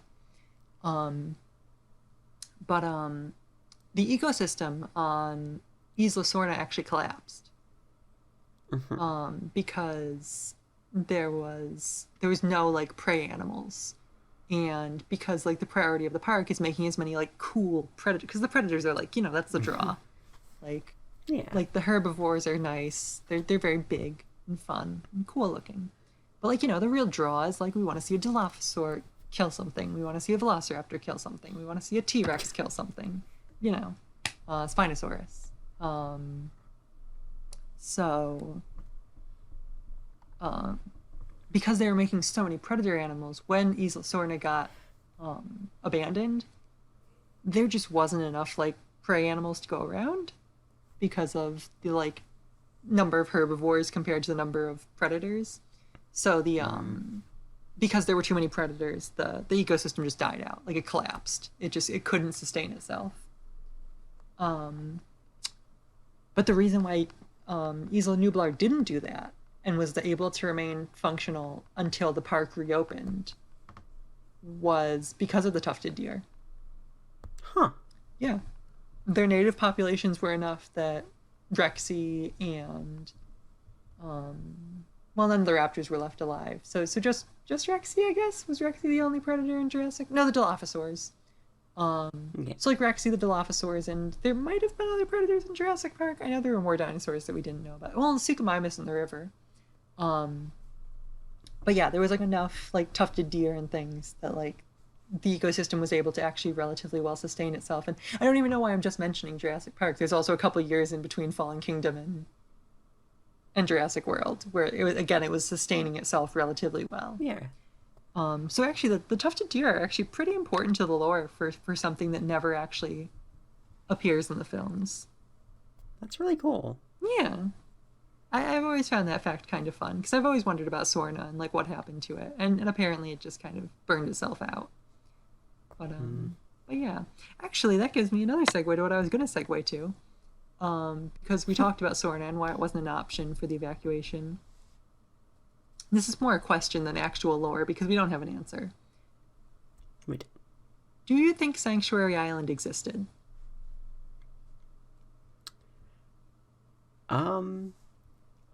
I mean, whether it did or didn't doesn't really matter. Well, I know, but it matters for the question. Yeah, but like, I know it doesn't change anything, because they were never going to Sanctuary Island. They were always going to be sold in auction. That's what the film shows. We've seen it. But I mean, like, do you think in the universe of Jurassic Park, do you think that Sanctuary Island is a real place, or do you think that Mills was just lying his ass off? I think it could be real. You know what? Yeah, why I think not? it'd be funny if he was lying. He like made a whole ass like fake scale model. He went to like one of those like RPG map makers, and he was like, all right, I'm gonna put the trees here, the mountains here. I'm gonna give it a nice half moon shape with a cool water area. He went to Michael's and he bought all these little craft supplies to make his model. His model out. He was like, I'm gonna make the coolest dinosaur island anybody's ever seen. Iris was like, what are you doing over here, Master Mills? And he was like, don't talk to me, I'm model making. And Maisie was like, oh my god, can I play with it? And he was like, Daddy's busy. And he made his delicate little model, and he just terraformed the hell out of it and did whatever I think it's fake, personally. He got a team of researchers to make the perfect dinosaur island so that nobody would question it. Be like, this is the only place we can take the dinosaurs. It's the perfect island. Because, like, Lockwood was, like, fucking senile. Like, he could easily be like, yeah, no, this place totally exists. I went there. I had boots on the ground. They were my boots. And Lockwood would just be like, oh, jolly good. I suppose that is probably true. And... I mean, yeah, he's this, like, 90-year-old man in a wheelchair. He's not going to go to the island himself. Yeah, so I think Sanctuary Island is fake. If only because, one, the image of him making his own fake-ass island with a model kit from whatever craft store you mentioned, that's funny. It's really funny. And I also think it makes him so much more of a slimy asshole. If it's like, there's not even a real island. He's just like, there's this fake ass island. Please don't check an atlas. It's not on there. But it's real. We actually we blocked out the Google Maps satellites. So you're not gonna find it. Remember Attack of the Clones when Dooku removed Kamino from the map to keep the clones a secret? We're keeping the dinosaurs a secret, so I removed every chart of this island. So don't go looking for it because you will not find it. But trust me, we know where it is. Source, Jude, trust me. that's the funniest answer, and I want to go for that. I want that to be true. Well, there you go. I mean, I have another question that we could ask about it, but I mean, if you want to do something else first, we can. I want to hear the question. Okay. So, in Jurassic Park: The Lost World, I mean, again, this episode's very discussion-based. It's not as lore-breaky as usual. It's very just like, let's just examine this series and have fun with it. But I kind of like how this episode's going. And if you guys like the format, tell us. I think it's a lot of fun. And we can do more episodes if we know it well enough to just kind of ramble about it like this. I mean, Jurassic Park's not something that has, like, that kind of lore we can dive into, so it's more, this is... Yeah, it's more about, like, analyzing what's there, because I was talking to you about it. There's, like, a little bit of, like, expanded universe stuff, but it's mostly just, like, what's in the films, and you have to kind of extrapolate from the films. So that's what we're doing this episode. But, so, Jurassic Park San Diego. I wanted to talk about that really quick. So for those people who just aren't as familiar with it, in The Lost World Jurassic Park, which is the second movie, the titles are actually very confusing if you think about it. They follow the format of the Super Mario games. It's okay. So the reason I'm bringing this up is because we know, like, what Jurassic Park San Diego, like, was going to look like. And I was looking at it, and I'm really curious if, like, it would have even been a good enough investment to, like, make up for the risk and, like, the continued, like, requirement to make more dinosaurs and purchase them and stuff. And it seems, I don't know. I guess it could have been successful. The art of Jurassic Park San Diego, it's not impressive. It looks really small. It's a big, like, coliseum, and by big is a very relative term because it's not really that big, but I mean, it looks like a sporting arena, which is not big enough for a theme park.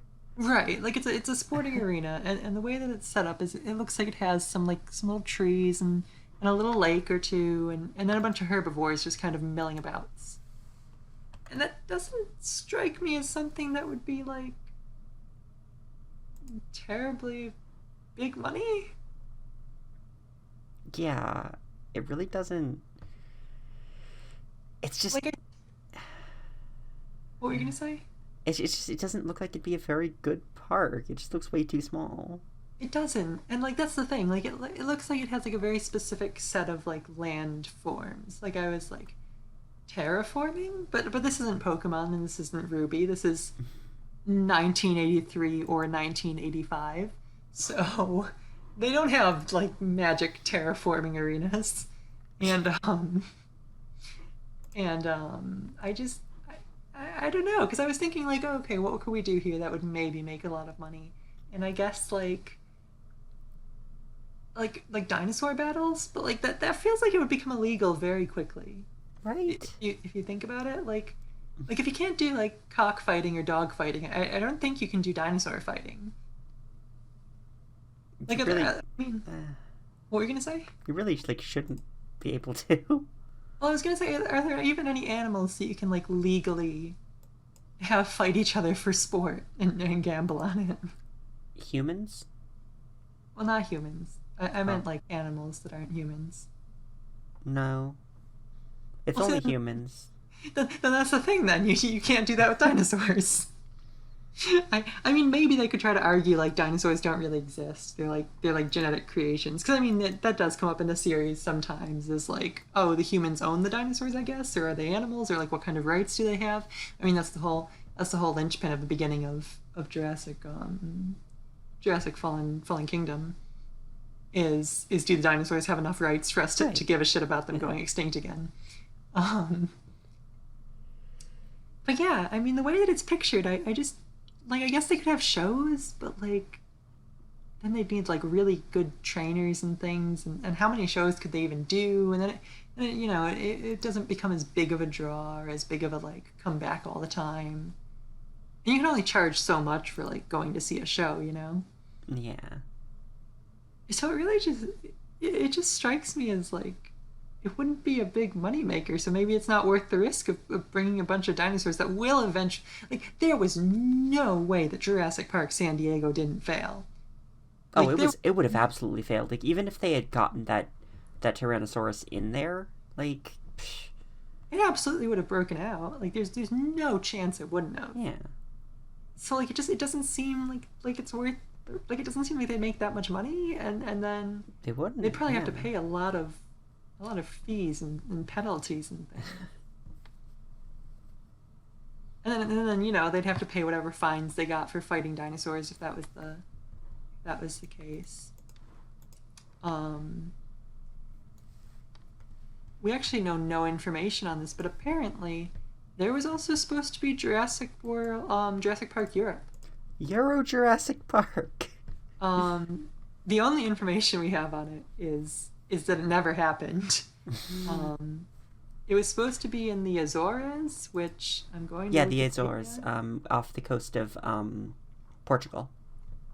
So I don't know what it is with Hammond and Spanish speaking. Well, Portugal doesn't speak. They speak Portuguese, They speak right? Portuguese, yeah. Yeah. So I was just wrong. You know what? We make mistakes. But Portugal is off the coast of Spain, isn't it? I mean, they're adjacent. It's not an island. I meant, you know what? We can just delete this whole stupid part. Or you can leave it in, and you can give them a rare look at me fucking something up and saying just delete it, and then you leave it in just to make fun of me. But yes, to answer your question, Spain and Portugal are next to each other. Yes. Yes. I know that now. But yeah, the Azores was where, or Azores, I'm not really sure how it's supposed to be Azores, pronounced. according to Wikipedia, it's pronounced Azores. Oh, that's very pretty, actually. But yeah, so that was where he was supposed to have Jurassic Park Europe, and I guess there is a poster for it behind Ellie in the like scene where they're eating sea bass and stuff, and they're talking about we spared no expense. That's it. That's all there really is on Jurassic Park Europe. We don't even know what it would have entailed. We just saw it on a poster. No, I don't even know how we know where it was, actually. Maybe the book? It must be in the book, because it sure wasn't in the movie anywhere. I have the book. I haven't started reading it, but I have it. Sounds like me with the oh my god, what's the title? The Evolution of Claire. It sounds like me with The Evolution of Claire. Listen, I got 3 novels for Christmas, and I haven't read all of them yet because it's only been 2 weeks. I have I'm working an on it. entire stack of books I want to read. But unfortunately, ADHD says that I can't focus on books like I did when I was a kid. So if I was in elementary school, I'd be just done with every book that I owned. But elementary school me is a ghost of the past. An entirely different person. She really is. I don't know where she went. I kind of miss her. But yeah, so Jurassic Park San Diego doesn't look like it would have been a big success, and Jurassic Park Europe never got off the ground. But you know what we did get? I have a feeling you're going to tell me. Jurassic Park Orlando. I don't think we actually got that, did we? We got that in real life, baby. Oh, okay. So there's the distinction. Well, okay. So, yes. It obviously I'm talking about the Jurassic Park in Islands of Adventure in Universal Orlando. Right. But that park has its own, like, backstory and canon. It does? Yes. Okay. So, the idea was, if Jurassic Park had actually been a success, instead of, you know, a disaster in which several people died, they would have opened another Jurassic Park in Orlando. Okay. Which is what we have. That's what you can go visit in Islands of Adventure. So, I mean, so can we just take that to mean that, like, there would have been, like, San Diego, Orlando, Europe? Yeah. I'm sure they all would have been, like, real. Makes sense to me. Yeah. So go on about Jurassic Park Europe. 1 second. I will not. And okay, here's the kicker though. Like, in the Jurassic Park like canon in this version, Universal Studios, the theme park, exists. So like, the movie studio that made the Jurassic Park movies is itself a movie studio within the Jurassic Park movies. Well, now I'm wondering if we could, like, find proof of that in the movie, because there's that scene where the guy gets eaten in front of a Blockbuster. So, like, could you find a Universal film that has a poster in that Blockbuster? It wouldn't surprise me, actually. There's a challenge for the audience. Go find canonical proof of Universal Studios in the Jurassic Park film series, and that Blockbuster is your best bet. Yeah, I'd say if you're going to find it anywhere, it's going to be there. But, and like, okay. So that would be like an alternate timeline of Jurassic Park in which everything went all right. Makes sense. But, you know how I know that Universal still totally exists in, like, the main timeline? I'm listening. Back in, like, I want to say 2001, there was a tie-in book for Jurassic Park 3 titled Jurassic Park Adventures Flyers, which features pteranodons getting off of the island and flying to Universal Studios in Orlando, Florida, and wreaking havoc. Are those the same pteranodons that got off at the end of JP3, or? Yeah, I believe so. Yeah.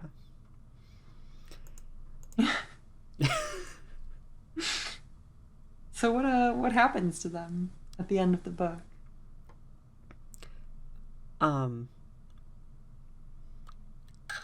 I do not know. I have not read the book, but according to the plot summary, listen, you expect me to go track down this Jurassic Park children's chapter book from 2002? Where do you think I'm gonna find it? Well, I know when we did Nightmare Before Christmas, we tracked down the whole first, like, 5 pages of Zero's journey backwards and read those. So.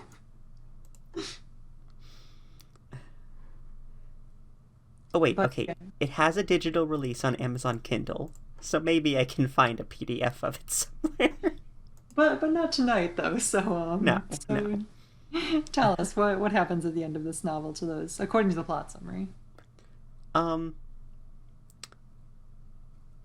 Alan Grant and then, Amanda and Eric Kirby and an annoying reporter named Manly Wilkes come up with a plan to capture them without being killed. And that's all I have. So I'm going to be honest with you. I think this story is Star Wars Legends. I mean, I know. I don't think it's canon. Well, I mean, canonically, what happened to those pterodons is they went to Canada of all places. I They don't could know have why. stopped at Universal Studios on their way. No, but they were captured in Canada or killed. Yeah. I'm not actually sure which one. The guy, like the asshole, the military guy from Jurassic World, Hoskins, Right. maybe? Hoskins, Is that yeah. his name? Yeah, he hunted them down. That's actually how he like got in the good graces of InGen. He hunted them down, and then he actually helped them bring in Rexy. He's the reason they captured Rexy. Huh. But he actually only captured her because she had I think an abscessed tooth or something like that. Oh, an abscessed tooth, huh? Yeah, she was in need of dental attention, and it had weakened her to the point that the mercenary team was able to successfully recapture her. Ooh. But it's implied She that got otherwise they couldn't have. She got that dental attention, right? She's okay now? Yes, yeah, no, Okay. yeah, she got the dental attention directly after they recaptured her. Okay, good. Rexy's just fine, She's just but she's off eating somebody in California right now. It's okay. she is. She's in the. We last saw her in the San Diego Zoo. I don't We really sure know how did. that would have gone for her. She's quite a big target. So maybe she's recaptured again, but you never know. Hoskins She could be is in the dead. San Diego Zoo. She could be their new exhibit. Jurassic Park San Diego's back to life, baby. But yeah. So that's interesting. Do you think that that's still maybe like I assume the book ends with them very much captured and taken back to Probably. the island or killed or something? I'm sure they do. But like, Do you think? okay. Do you think in theory that could have happened? Maybe. Isla Nublar to Canada is pretty far. They would have had to stop somewhere, and why not sunny Florida? Although, okay, here's my counterpoint. Mhm. I think if there had been a massive dinosaur incident at a famous theme park, like I assume they went to the Canadian wilderness and were quietly trashed down. If there had been another massive incident at a popular theme park, that probably would have put a dampener on Jurassic I World mean- opening like 2 or 3 years later. Yeah, you're right. Yeah. So I'm it sorry. probably was pretty quiet. I'm sure it's Maybe like there a were a few, lovely. I'm sure it's a lovely little book. I'm sure it's. There was probably like a GeoCities site where somebody posted that they saw a pterodactyl flying in the sky. And see, this is actually getting us into the problem with doing a Breaking the Lore on Jurassic Park series. So much of it just isn't canon. Like, so much of it just contradicts itself, and, like, they just, like, don't care. Like, it's like how Star Wars Legends was in the old days, where, like, you could write tons of shit, but then if George Lucas was like, actually, yeah, I don't care about that, it just wasn't real anymore. Yeah. And that's just kind of how the Jurassic Park series is. Like, I think there's like it's like a couple things that are canon. There's the Evolution of Claire is like unambiguously canon because it's written to be a companion book that is 100% canonical to the films. The motion comics were also written to specifically work with the films. The Battle at Big Rock, Camp Cretaceous. They're doing more multimedia stuff now, but Yeah. But that's previously, really like yeah. that's about it, really. Like, I know the live tour is soft canon, but Well, there's actually, really oh, sorry. but like other than that, there's really like there's a couple of video games, like the Blue VR experience. That's Oh yeah. I mean that's not much of a story, really.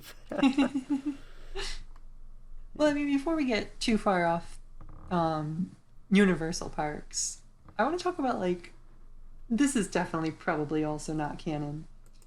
The Halloween event. Oh, Evolution, huh? Yeah, Evolution. There's like a very famously kind of creepy. I mean, I'm kind of creeped out by it. I don't think I would have wanted to go. Jurassic Park like walkthrough experience. No, that's it's pretty freaky. Like, It was. It was like. I mean, it was your standard like mad scientist type stuff. Like it was like a scientist who was making like human dinosaur hybrids, but it wasn't like the canceled movie where they were like an actual like genuine like functional mix of humans and dinosaurs. It was like humans with like a dinosaur arm or like weird dinosaur parts. Like it was like weird, like mutant, creepy, kind of gross. And they were Yeah, it was very pretty violent, freaky of stuff. course. And at the end, that's where this part's really, really, really freaky. But you see the corpse of the guy who made the dinosaur hybrids, Dr. Burton, presumably hanged by his own creations.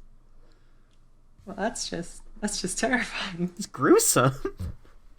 No, yeah, it's a weird one to think about because it is weird that like they've tossed around because I mean I think they've very firmly said that they're never going to canonically do human dinosaur hybrids, but they've tossed it around a surprising amount between the canceled movie that would have heavily featured them and this scary Halloween experience that hinged on them. If they weren't moving away from hybrids, I'd actually genuinely wonder if they were. Well, I mean, there was that whole theory, and you laughed at me for actually kind of liking the theory that Maisie has like Velociraptor DNA in her. No, like I honestly it would not surprise me if that was something that was like in an early draft of the movie that they kept in like some hints for, because it's weird. Well, because I was gonna say the theory, like it makes a lot of. I guess this is kind of breaking the lore, sort of. It's a tangent, but it's sort of, I guess, theory crafting lore. But no, yeah, there's like I remember reading the theory, and there was like enough stuff that I was like, this is like a little strange. Like like you know the way she stalks around and scares Iris, which like that could just be kid stuff, but it is weird from like a standpoint of like details matter when you put them in a movie. Yeah. Like she's actively compared to a dinosaur in those scenes, and she wants to be compared to a dinosaur in those scenes, and then like. Something else someone mentioned, her eyes. There's a lot of focus on her eyes in the movie. There's a lot of focus on her eyes, and there's also like a lot of focus on Velociraptor eyes, and especially some people claim, like I don't really remember. I remember I like tried to look at it, but I couldn't find like a good shot of her eyes. But her eyes look kind of golden, which like Velociraptors are the only like species that have like bright gold eyes in the franchise. And then I think people have also like mentioned like things like the Indoraptor like gravitating towards her, which admittedly could be that she was like the smallest, most vulnerable prey in the area, and but the way that the Indoraptor like plays with her. No, yeah, the Indoraptor is like really like the Indoraptor wants her above all else. No, yeah, and it's like and there's it's weird no because reason explained for it in the movie. Like, yes, the Indoraptor, like, it teases Wheatley, like, it, like, fakes him out and stuff. And, like, that's kind of playful. But, like, with her, it's, like, it's so slow and, like... Yeah. Like, flipping her hair and, like, doing, like, little things it doesn't have to do that don't really help it hunt her. They just, like, are weird and kind of playful. Yeah. Like, I mean, I know they went through, like, a lot of stuff. I mean, I'm actually, I mean, if we're talking about like possibly abandoned things that maybe are still canon, because I don't know where do you stand on Maisie Velociraptor? If it was revealed as canon, or do you think it could maybe even be canon?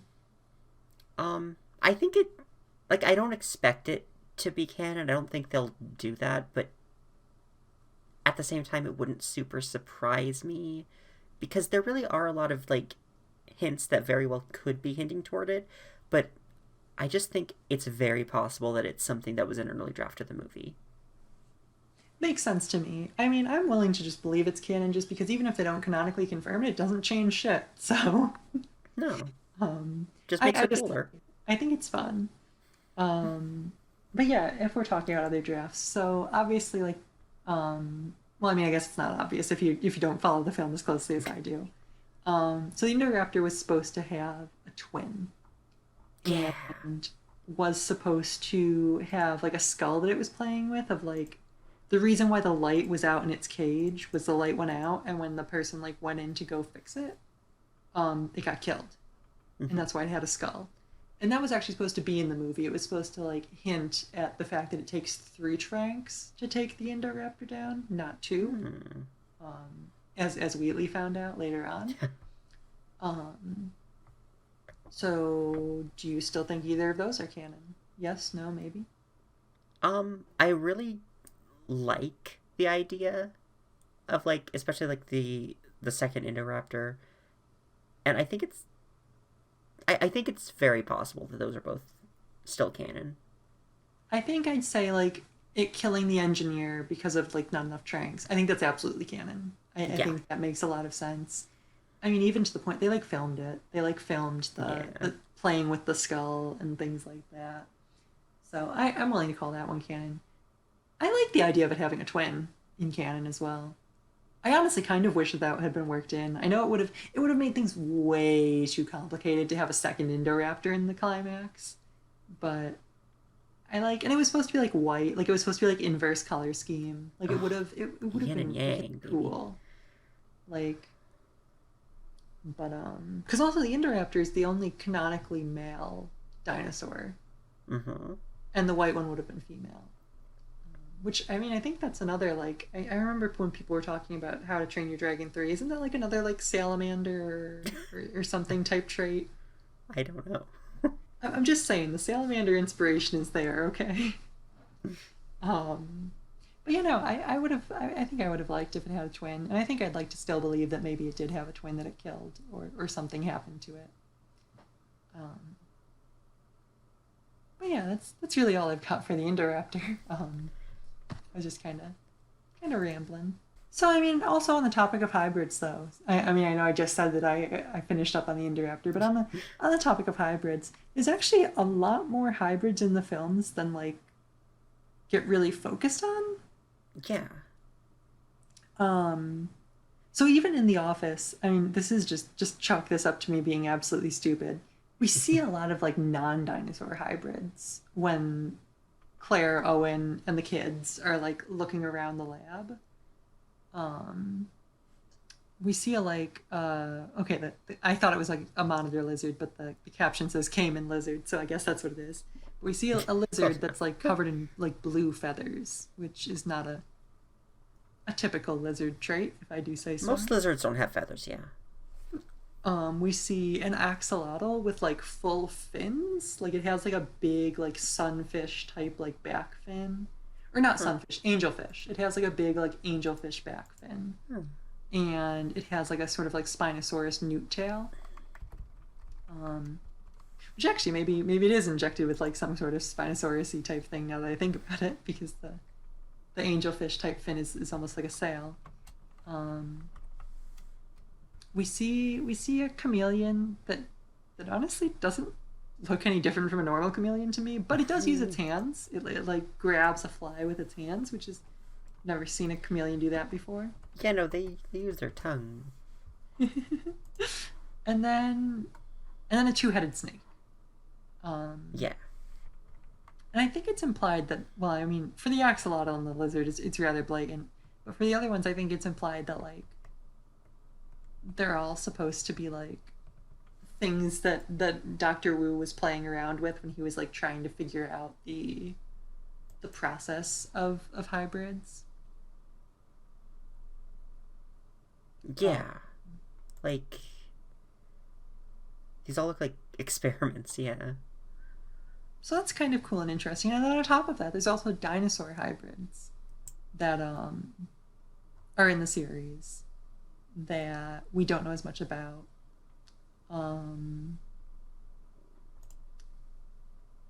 The main one, because there's like a couple, there's like a whole bunch. It's actually kind of hard to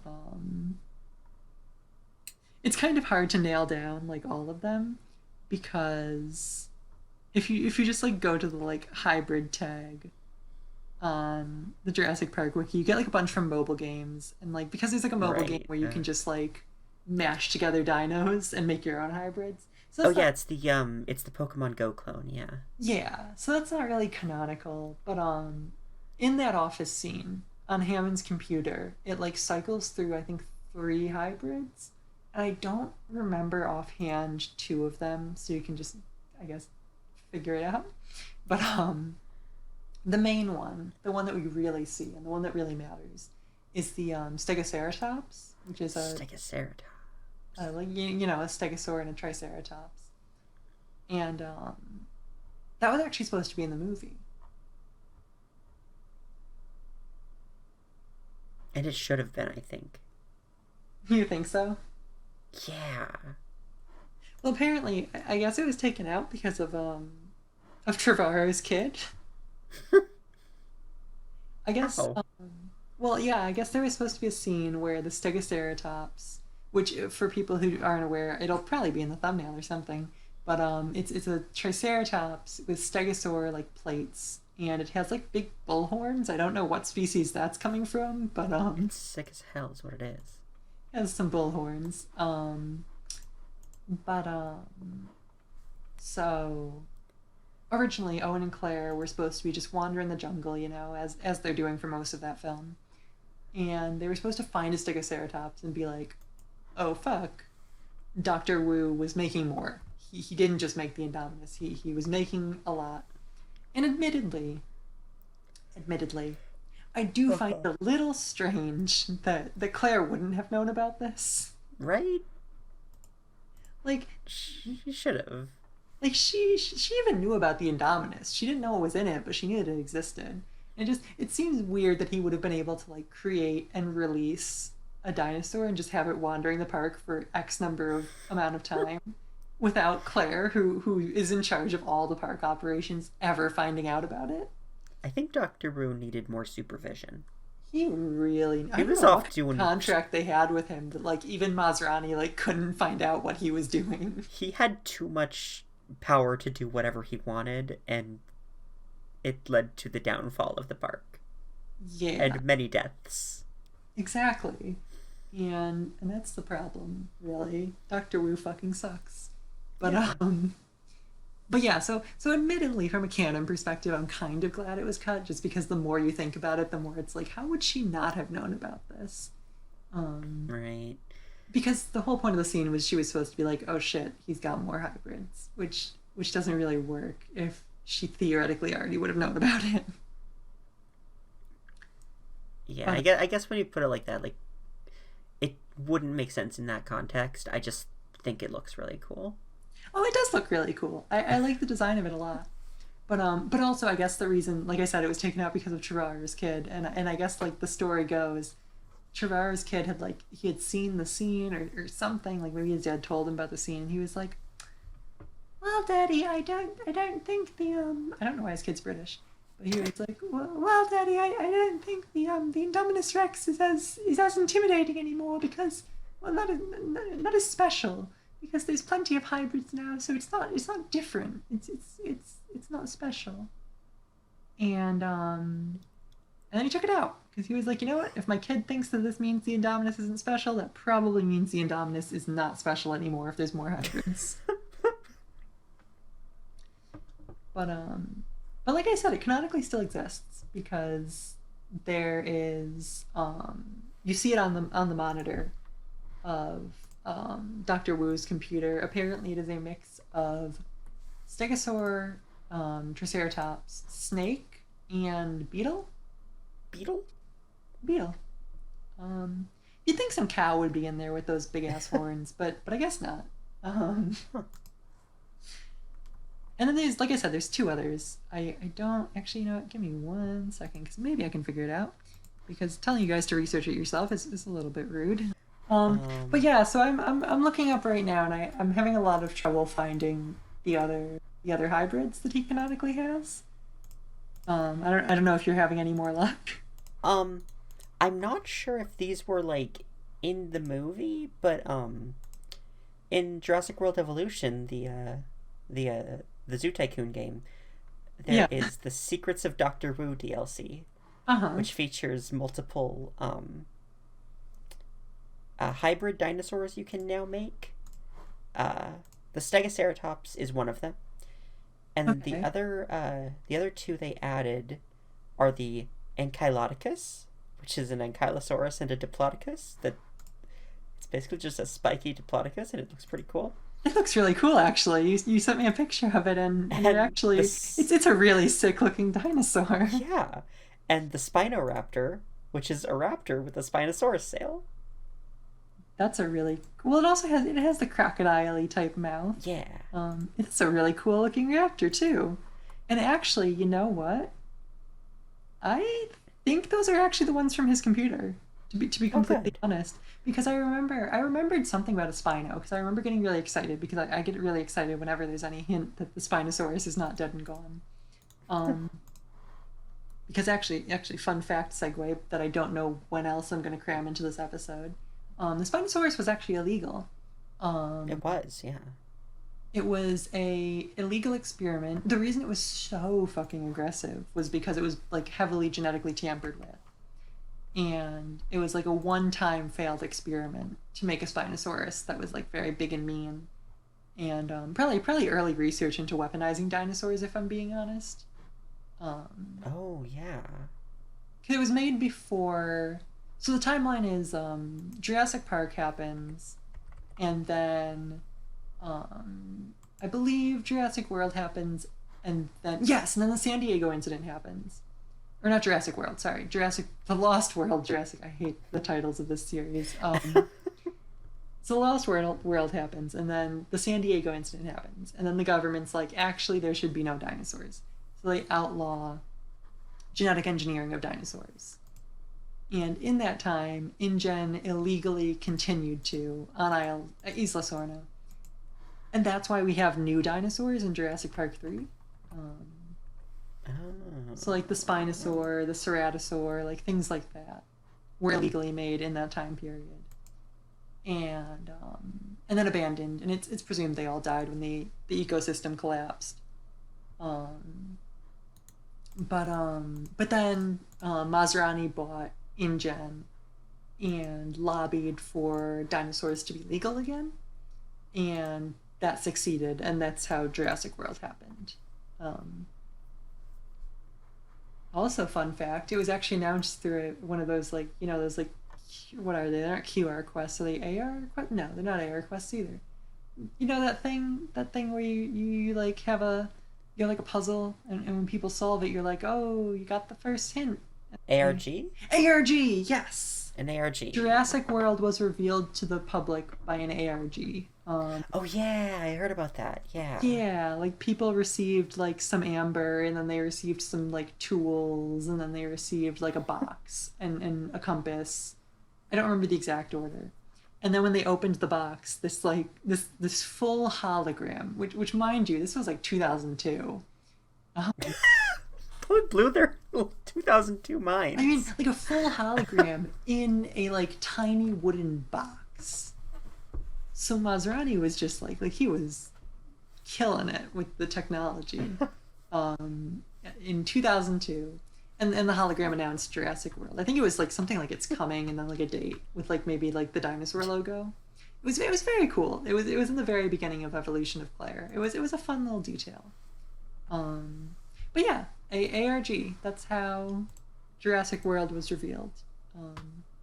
This was all a rather large segue because I thought that was like a good time to just talk about dinosaur legality for a minute. And but yes, the hybrids. I actually did find the ones that were on the computer screen for you. Is it these? Because it wasn't those two. It wasn't those two. I was about to make... No, those two were made up for the video game. I still think they're real because I want them to be, because they're cool. They're really cool, and they should be.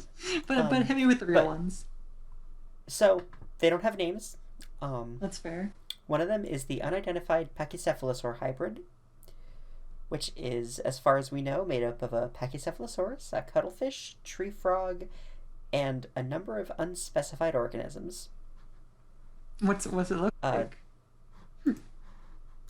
It looks like a really tall Pachycephalosaurus. That sounds like a kind of boring hybrid, actually.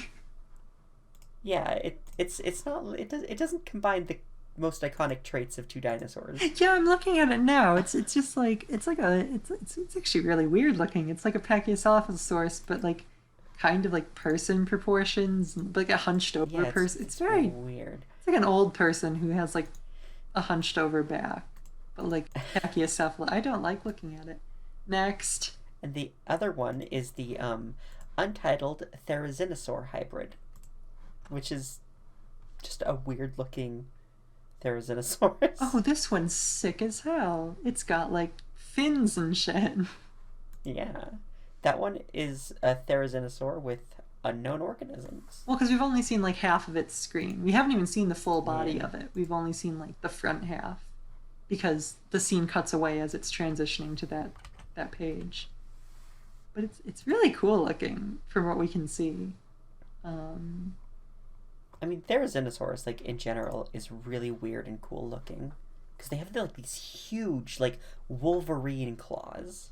That sounds very cool, actually. I'm very into Therizinosaurus or something. Here, wait, I'm going to send you a picture of a Therizinosaur. Yeah, send me one of the feral Cenosaur. You know that scene in Jurassic World where, like, Owen's like, you call it the Indominus Rex? And Claire's like, yeah, I want you to hear a kid pronounce Mitchell-source.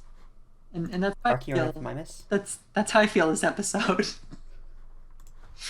Oh, that's very strange looking, actually. It's much more like a fat chicken creature than I was expecting. Those claws are quite formidable, though. Right? Yeah. So it looks like it would have combined that with like a fish-type dinosaur. Yeah, it's really weird looking. Because like comparatively, the one on the screen, from what we can see of it, looks much like sleeker, and it has like those big fins instead of the hair. So I imagine it would have combined this with some kind of aquatic thing. Yeah, maybe. I have no idea, honestly. But yeah, its fingers look kind of like that. God, who's that? She's like an X-Men villain. She was in like one movie. I think she was in X2. She had like Wolverine powers, but it was her fingernails instead of like Ew. knives. You know, right? Ew. Yeah, but it looks like her.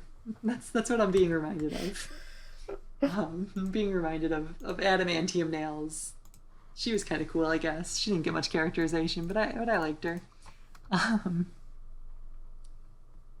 Oh no, see that picture you just sent me is kind of selling me on it a little more. It looks slightly more interesting in that one. These are the Jurassic Park ones. The one I sent you before was like a real life restoration. Oh, okay. Well, then I like the Jurassic Park ones. I don't like the real life one as much.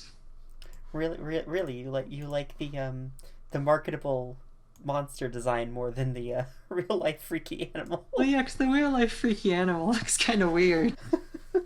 But You are not immune to marketable designs for movie monsters. I am not immune to that. My favorite movie is Little Shop of Horrors. Of course, I'm not immune to that.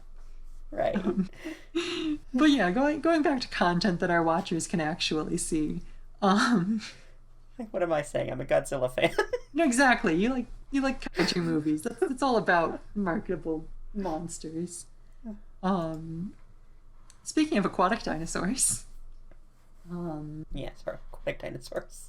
So just like gonna rattle off two quick ones, because we're getting quite into this episode. I think it'll be time for the one last thing pretty soon, because the one last thing's actually gonna be a bit of a thing, because I haven't really done that one thing I promised I was gonna do to you personally. But yes, so what I was gonna do is to rattle off two more fun facts. So the mosasaur, speaking of aquatic things, the mosasaur actually, a lot of people, I feel like I've seen a lot of people talk about like how did they get the DNA for the mosasaur, you know, because like How did they? a mosquito wouldn't have bitten it. There's actually a reason why it took so long. It's Dr. Wu actually pioneered technology to bring it back. They didn't use the amber method. They invented a machine that could, and don't ask me how it works because I don't begin to know. It could like scan bones and get the DNA code from there. And so they found like a very preserved mosasaur bone and got the DNA from that. Okay. It works, I guess. Sure. It's a whole thing. But so The other thing I was going to say about aquatic dinosaurs is plesiosaurs. Do you think Jurassic World has any? That's a hotly debated topic. It really is. I would like them to, but we've never really seen them have anything to indicate that they do. So, Well, yeah, it's basically that there was a deleted scene. Originally the Welcome to Jurassic World scene where he looks out the hotel window and there's the park was supposed to be a much longer overview, and we were supposed to see like a Stiggy arena, and part of it was we were supposed to see a plesiosaur, like a lagoon of plesiosaurs where you like went in a submarine under it, and there was like ichthyosaurs and things like that. Again, the marketable monster design for ichthyosaurs, not just like weird fucky dolphins.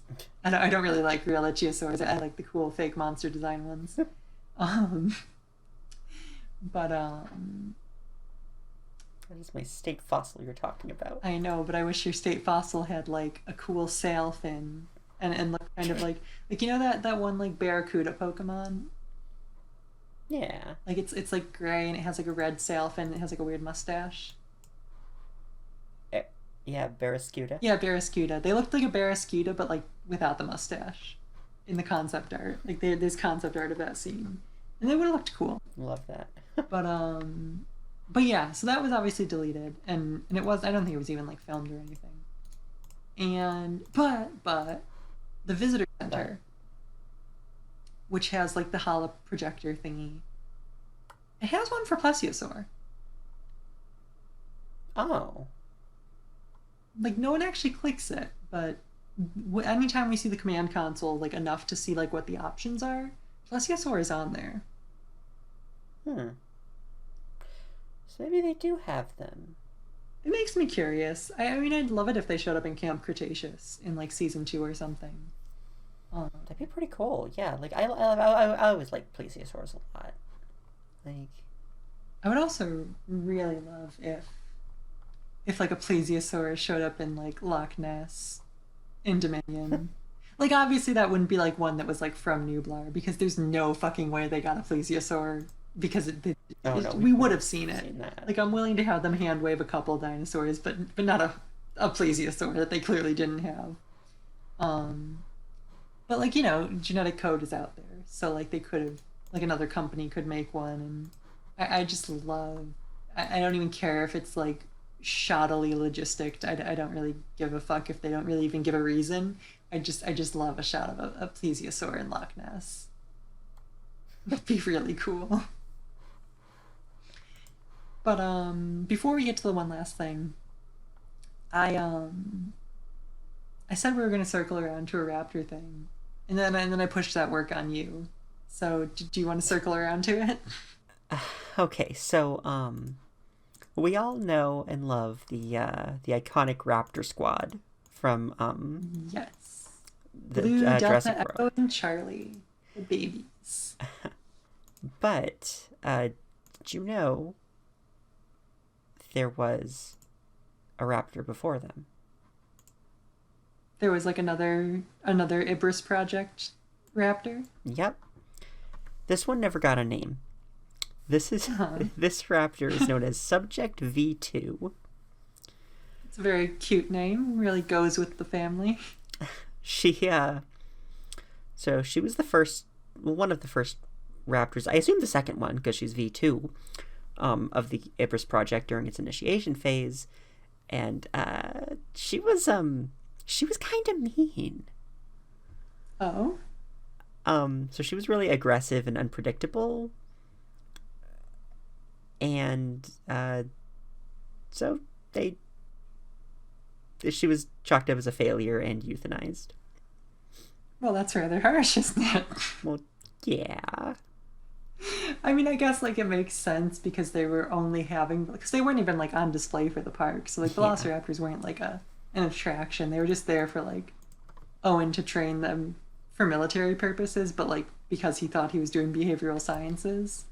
Yeah, they were trying to study the intelligence of velociraptors. So it would make sense that V2 would be euthanized if she couldn't be trained. But that's still rather sad. Because like she may have been an asshole, but she was an animal and a cute one. Yeah.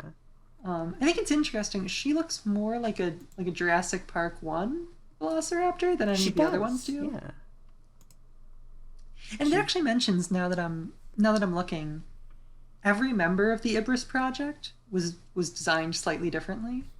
Well, yeah, they all had different like DNA put into them.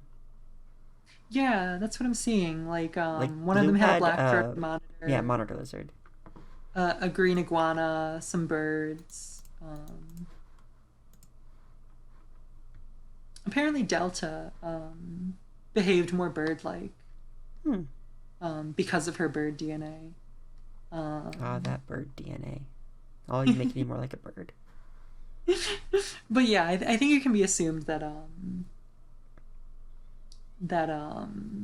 Subject V2 was probably the Ibris Project's version of like going as similar to the Jurassic Park Velociraptor as possible to see if like the big one's style of Velociraptor could be trained, and the answer was no.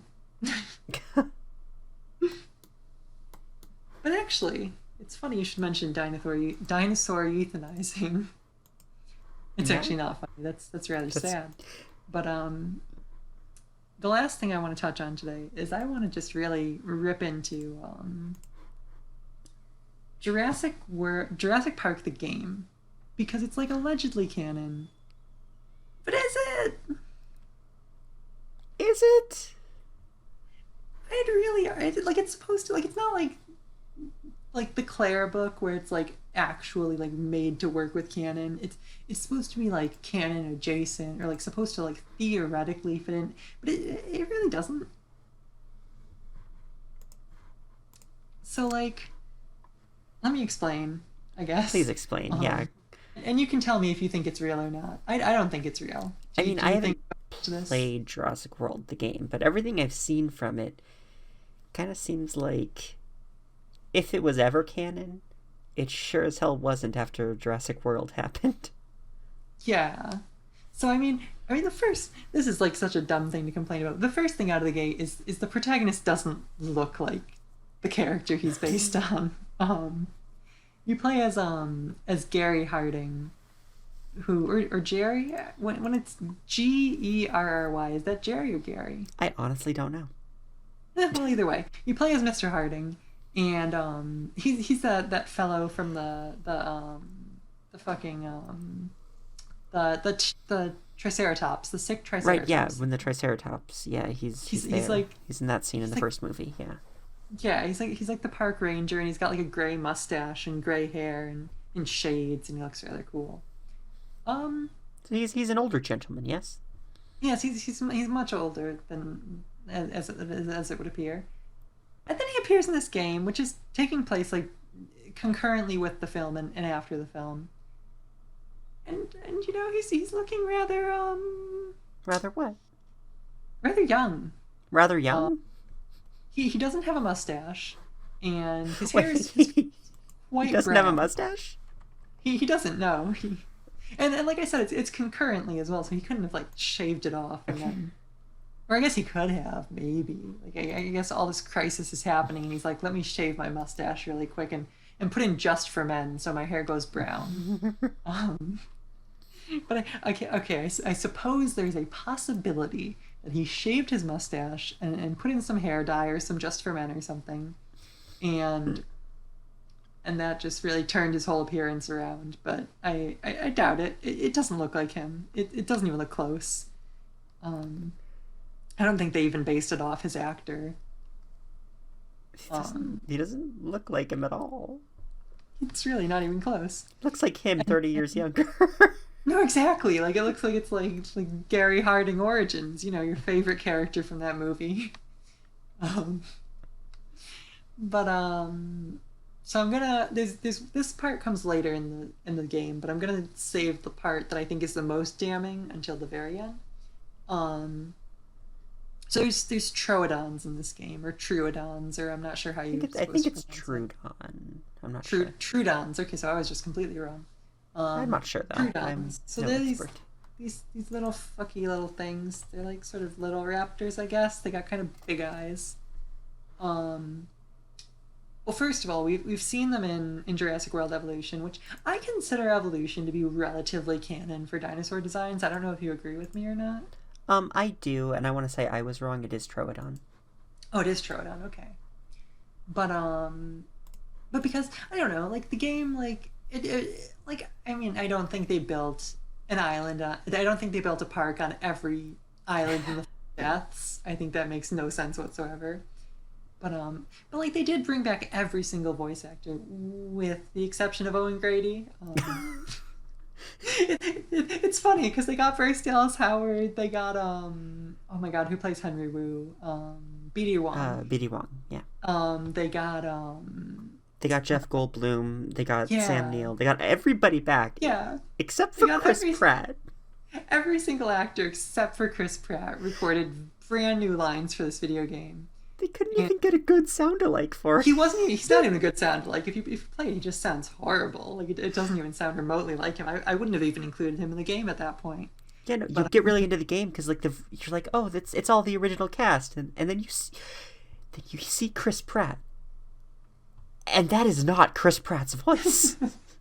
And you're like, what? Jarring. It's Very jarring, strange. is what it is. But yeah, I think despite the fact that the game's plot cannot be canon, I think they took great strides to make like the aesthetics of it canon. Oh yeah, I agree. They look great. So I would say that, and I mean, I even think the Ceratosaur appearing in Camp Cretaceous takes design cues from the Ceratosaur in Evolution, as opposed to the Ceratosaur in Jurassic Park 3. I think so. Yeah. So so anyway, so the Troodons don't look how they look in that game, which is already like a little bit of a knock. They're like weird, and like they have like eyes for like night, like they have like weird like blind nighttime eyes. No, yeah, they're terrifying, and I mean, for that matter, they don't look very much at all like they look like in Jurassic World: The Live Tour. Oh, I forgot they're in that. Don't in that don't they look relatively similar to Evolution's design for them? I believe so. Let me compare those two real quick. Yeah, just kind of like fucky little Velociraptor type things. No, yeah, they're pretty damn close. Yeah,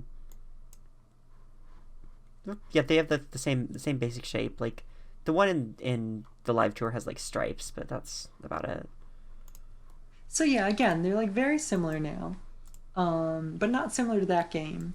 And then like the entire story around them is just very strange. Like I'm gonna say, I think their story works with like book Hammond. I don't think it works with movie Hammond.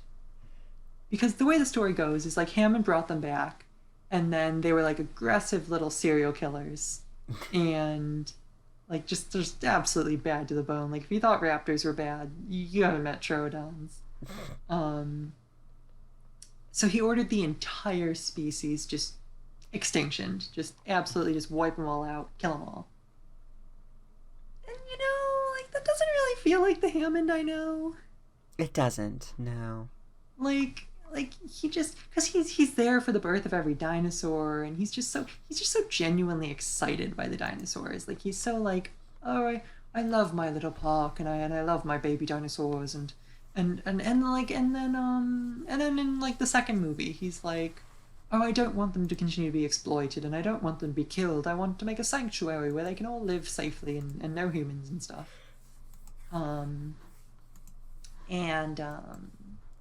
Like he just doesn't strike me as someone that would order the euthanization of an entire species of dinosaurs. No, he definitely doesn't. Like I feel like he would have just like sent them to like one of the 5 deaths and been like, okay, have fun. like and they're in like a weird murder basement too. Like it's very strange. I don't really get anything about it. Like it almost feels very like Arkham Asylum-y. Like the video game series, the Arkham series. Oh yeah. like a weird secret project in the gritty secret basement, and it's just it doesn't feel very John Hammond. So that's also like a pretty damning point, because the Troodons are a huge part of that game's plot. And then the last one, I think, is the Tylosaur, which I think Tylosaur. I think that's the biggest one, because even if you're willing to say, okay, maybe Hammond did do that, the Tylosaur is a big, glaring issue. So a part of the game is you find like there's like an aquarium lab underneath the park, and they have successfully made a not like a mosasaur like in Jurassic World, but a type of mosasaur. It's Tylosaur. It's more like scaly and kind of strange looking. And yes, so that lives in the water underneath the park. And there's like a couple of reasons why this just doesn't make sense. But you don't think they built a whole ass aquarium for this giant lizard fish and nobody saw it? Well, that's the thing. Like, I'm like, in that scene where Hammond's like, oh, we spared no expense. We'll only have the top of the line. We spared no expense. Please endorse my park. We spared no expense. Like, you'd think he would have been like, oh, we have an entire functional aquarium underneath the park that's going to be phase 2. We spared no expense. The glass is reinforced, and there's a giant crocodile fish down there. like you'd think that he got a little Australian at the end there, but you'd think that that would like he'd talk about that. Like, you'd think he'd talk that up. He really probably would, yeah. Like, it just feels like something that would have come up in that scene. And then, like, the part that's, like, the really confusing part, is the part that I already, like, sort of mentioned earlier about, like, the special, like,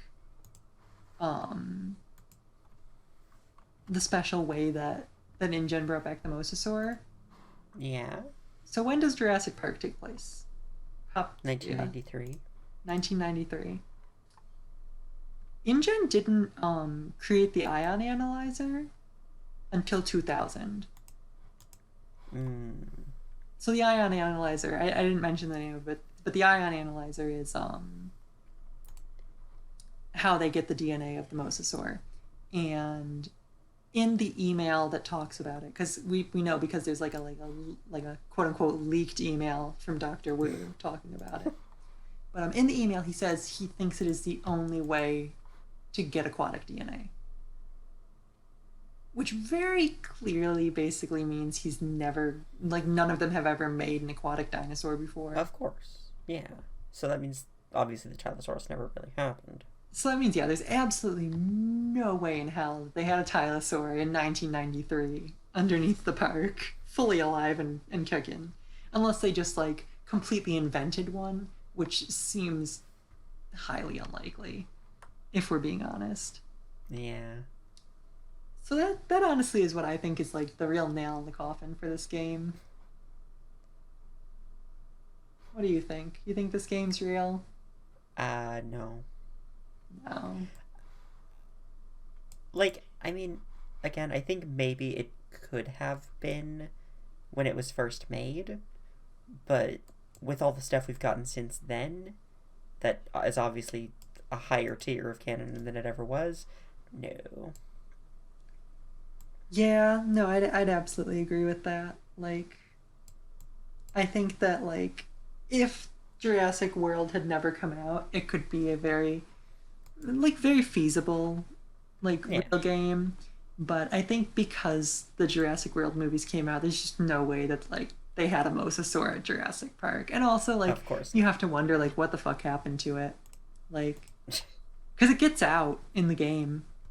It gets into the open waters, so what happens then? Like, I don't think that is the kind of thing this game should have done. That has far-reaching consequences for the world. It does, but the mosasaur still like it. Granted, it's much smaller than the fucking kaiju sized, and people have pointed out the mosasaur size changes drastically between films. Oh, it does, and it is goddamn kaiju sized when it gets into the real world. But like compared to mosasaur should be fish to get that big. Speaking of, actually, let's wrap it up with one more terrifying question about the mosasaur because you know what? Why not? This will be a quick one, probably. All right. We gotta wrap it up because this episode's getting pretty long. But yeah. So one last question about the mosasaur. So mosasaurs are genetically relatively similar to monitor lizards. Yes. It is my understanding that monitor lizards can actually have children without a partner. I see. Do you think the mosasaur, because it is the only living mosasaur, do you think it can reproduce?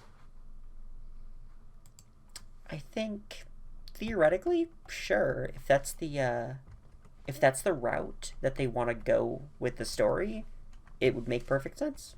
So do you think there could be like an army of baby mosasaurs in the next movie? I wouldn't say an army, but if it turned out there were a couple all around the world, maybe, why not?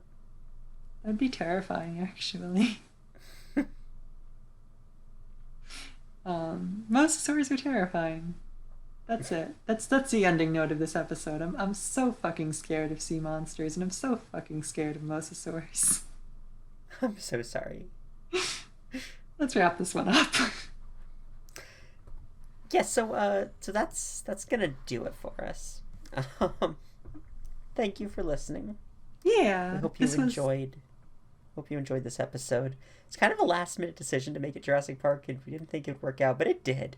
Yeah, when we say we spared no expense, we mean we decided this like we were recording this like on Monday night, and we were like, what can we do that requires like no research, and we did Jurassic Park because we both just know too much about it, and figured we could ramble for a while about it. And yeah, it was a very conversational episode. So if you like it more like discussion and theory based, we can try to do that for things that we know more about in the future. So check out our Patreon if you like this episode. Yeah, helps us out a lot. Helps us in making more content like this. And join our Discord server. Follow our Twitters. Yeah, follow my personal Twitter, follow the Twitter of the show, follow Sarah's Twitter, and you can keep up with all of our individual projects and fun stuff. You can see me promoting the charity voice acting that we do, the fan dubbing, which actually check out our fan dubbing every Wednesday night at 9 p.m. Eastern Standard Time. Is that what it's called? Well. It's 9 p.m. Eastern Standard Time and Eastern Daylight Time. Yeah, there we go. So, whether it's Daylight Savings Time or not, it's going to be 9 p.m. But yeah, 9 p.m. Eastern on Wednesdays. We do charity fan dubbing. We're doing Persona 5 Royal, and then we're going to do the Ace Attorney trilogy. Twitch.tv/levelupfc. Level Up FC. But yeah, so check that out. We'll put a link in the description. So yeah, check out our voice acting, check out our Twitters, check out our Patreon, check out our Discord. Check out everything else on the Dude Media Network too. Yeah, check out the Dude Media Network. They got other shows. Check those ones out too. And then you know do the YouTube thing, like, share, subscribe, comment. We like comments. I click the little bell icon to get notified every time we drop a new video. Yeah, click the little bell icon. I have the bell icon clicked for our channel because why not? I don't really need it because I know when everything uploads because I'm part of it, but I still have it. It's nice to have. But yeah, subscribe and comment and tell people. Show them our videos. They're fun. Spread the word. Spread the word. So yeah, this has been Breaking the Lore. So life found a way.